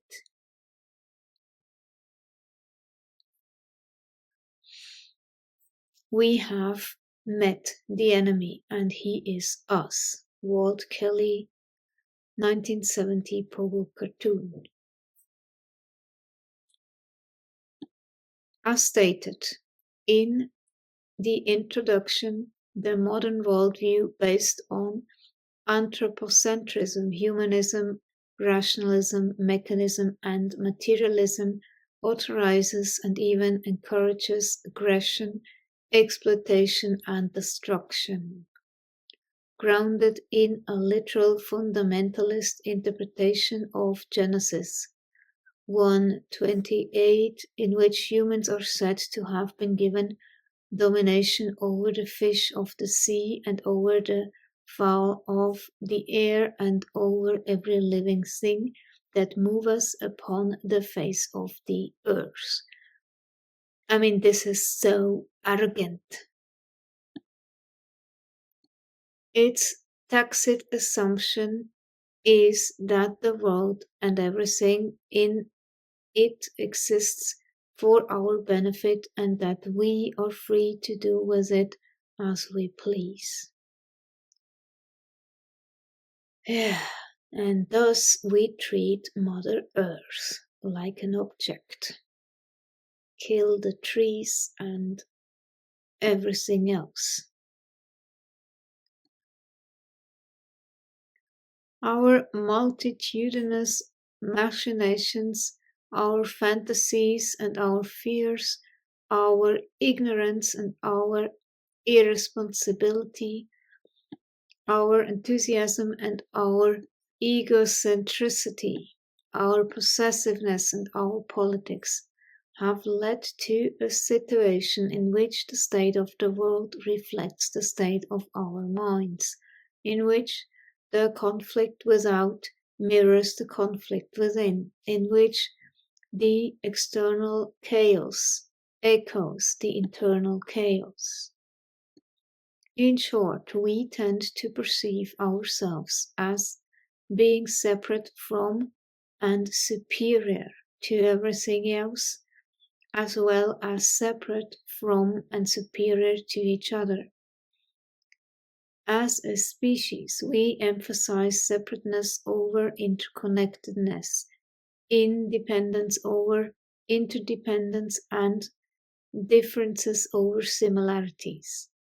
Such a posture provides few checks and balances against our aggressive tendencies, and aggress we do against nature in particular, against each other, wars, and all that, and against ourselves.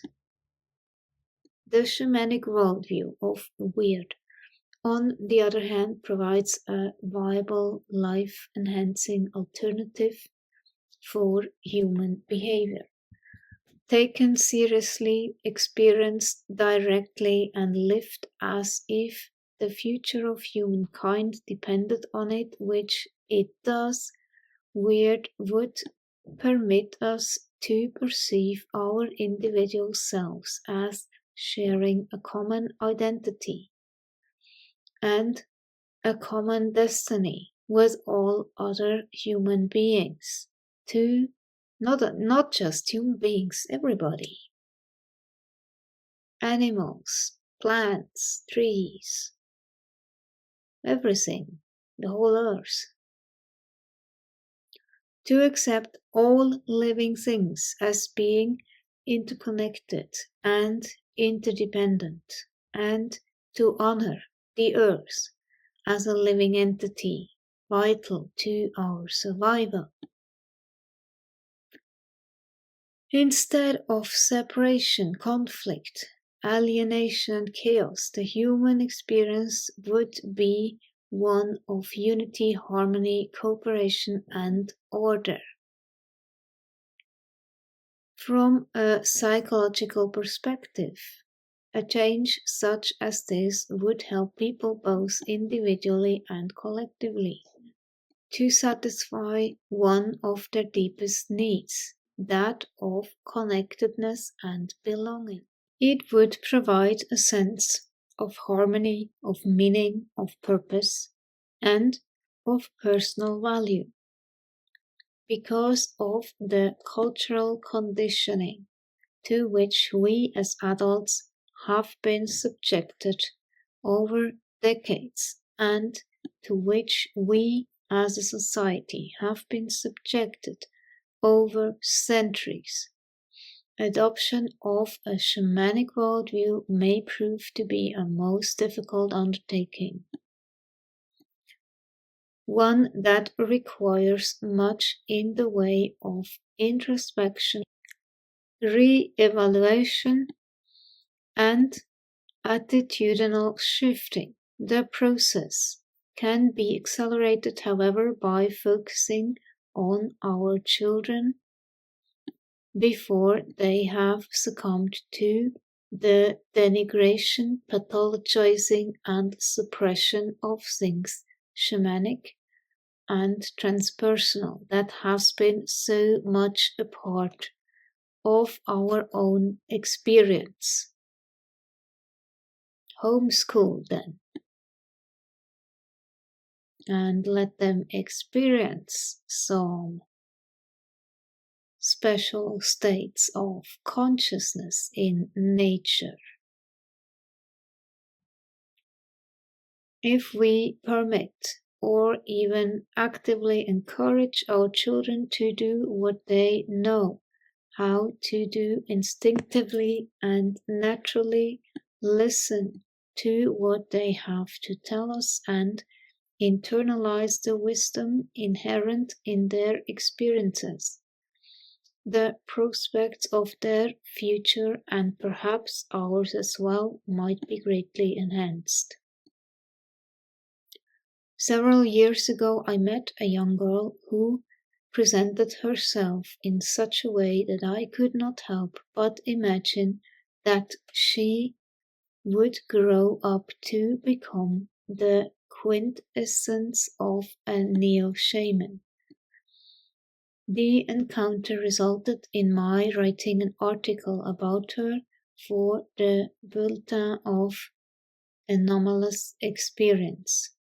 It is reproduced below. Magic. I've always been entranced by magic.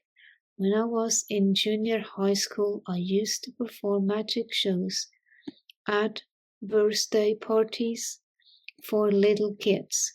In college, I read everything about hypnosis I could get my hands on.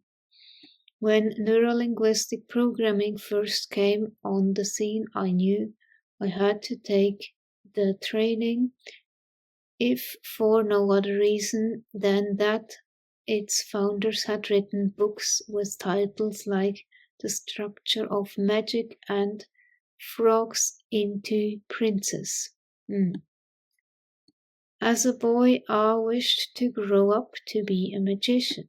Today, I call myself a hypnotherapist, but I secretly believe I've realized my boyhood wish. It's probably no coincidence that at the medieval fair presented at my children's grammar school each fall, I assumed the role of Merlin, the magician.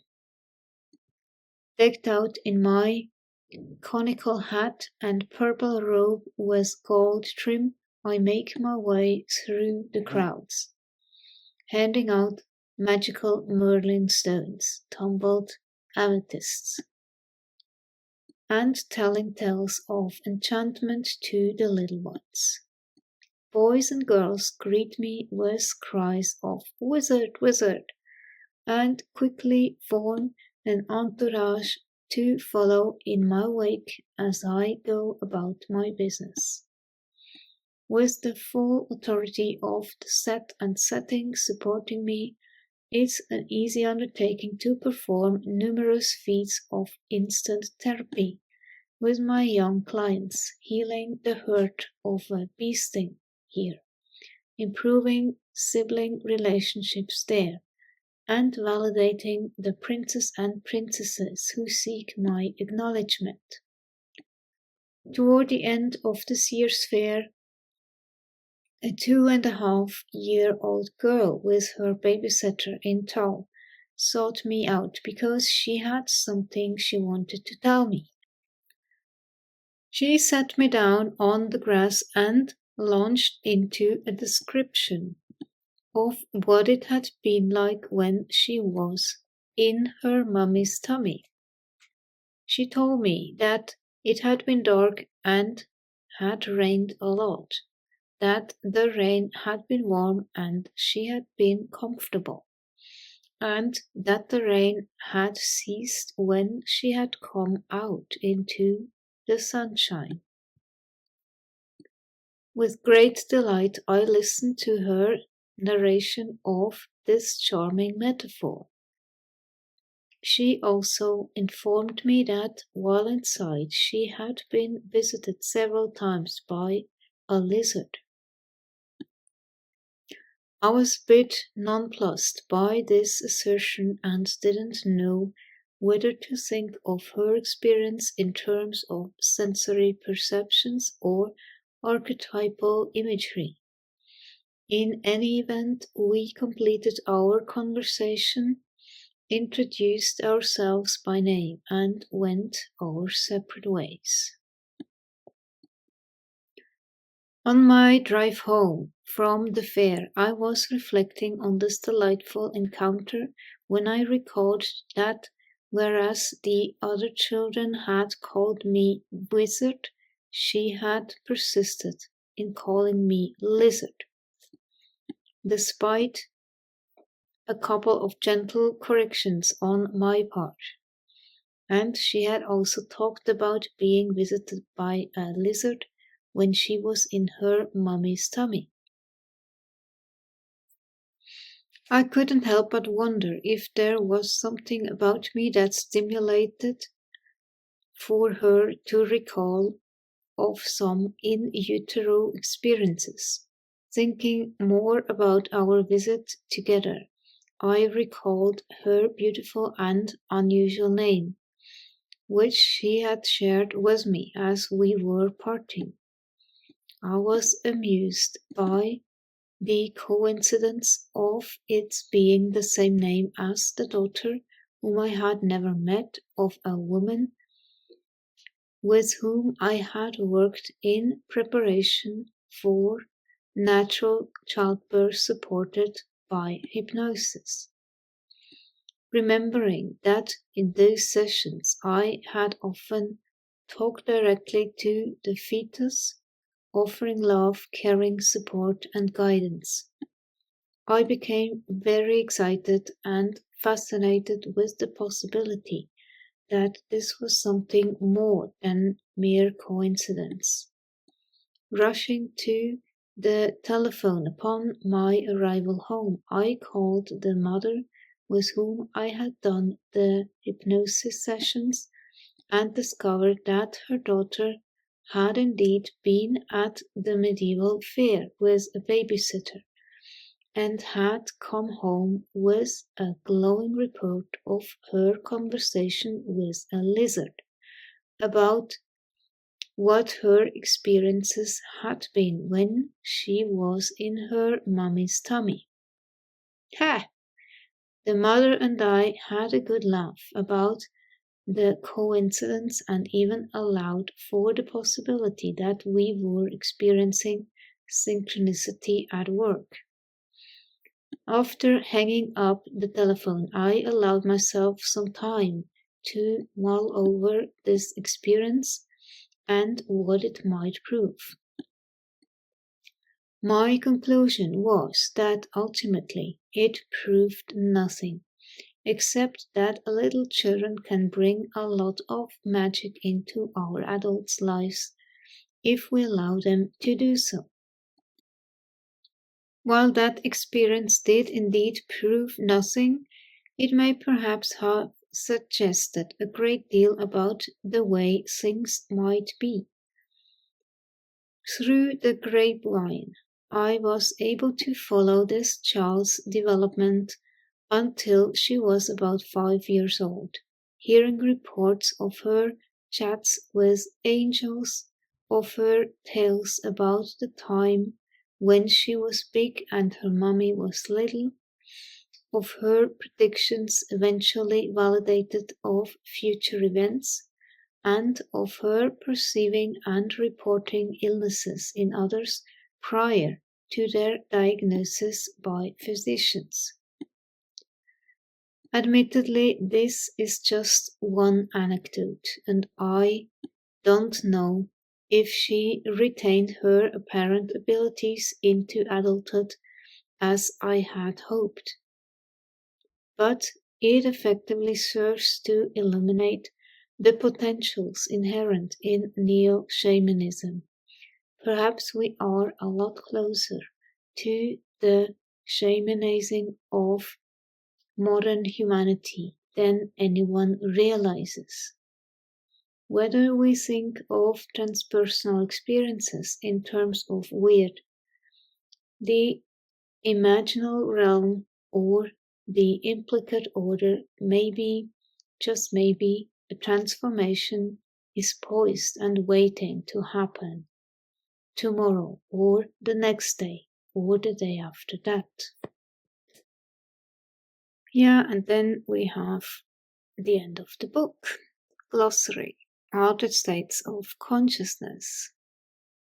Any state of consciousness that differs, whether or not that difference can be noticed by the experiencer or an observer from the three theoretically discrete so-called ordinary states of consciousness, that is, waking consciousness, dreaming consciousness, and sleeping consciousness. The number of possible altered states of consciousness is presumably infinite. Anomalously sensitive person, ASP, a person who has anomalously high levels of sensitivity in the physiological, cognitive, emotional, altered states of consciousness and or transpersonal experiences realms.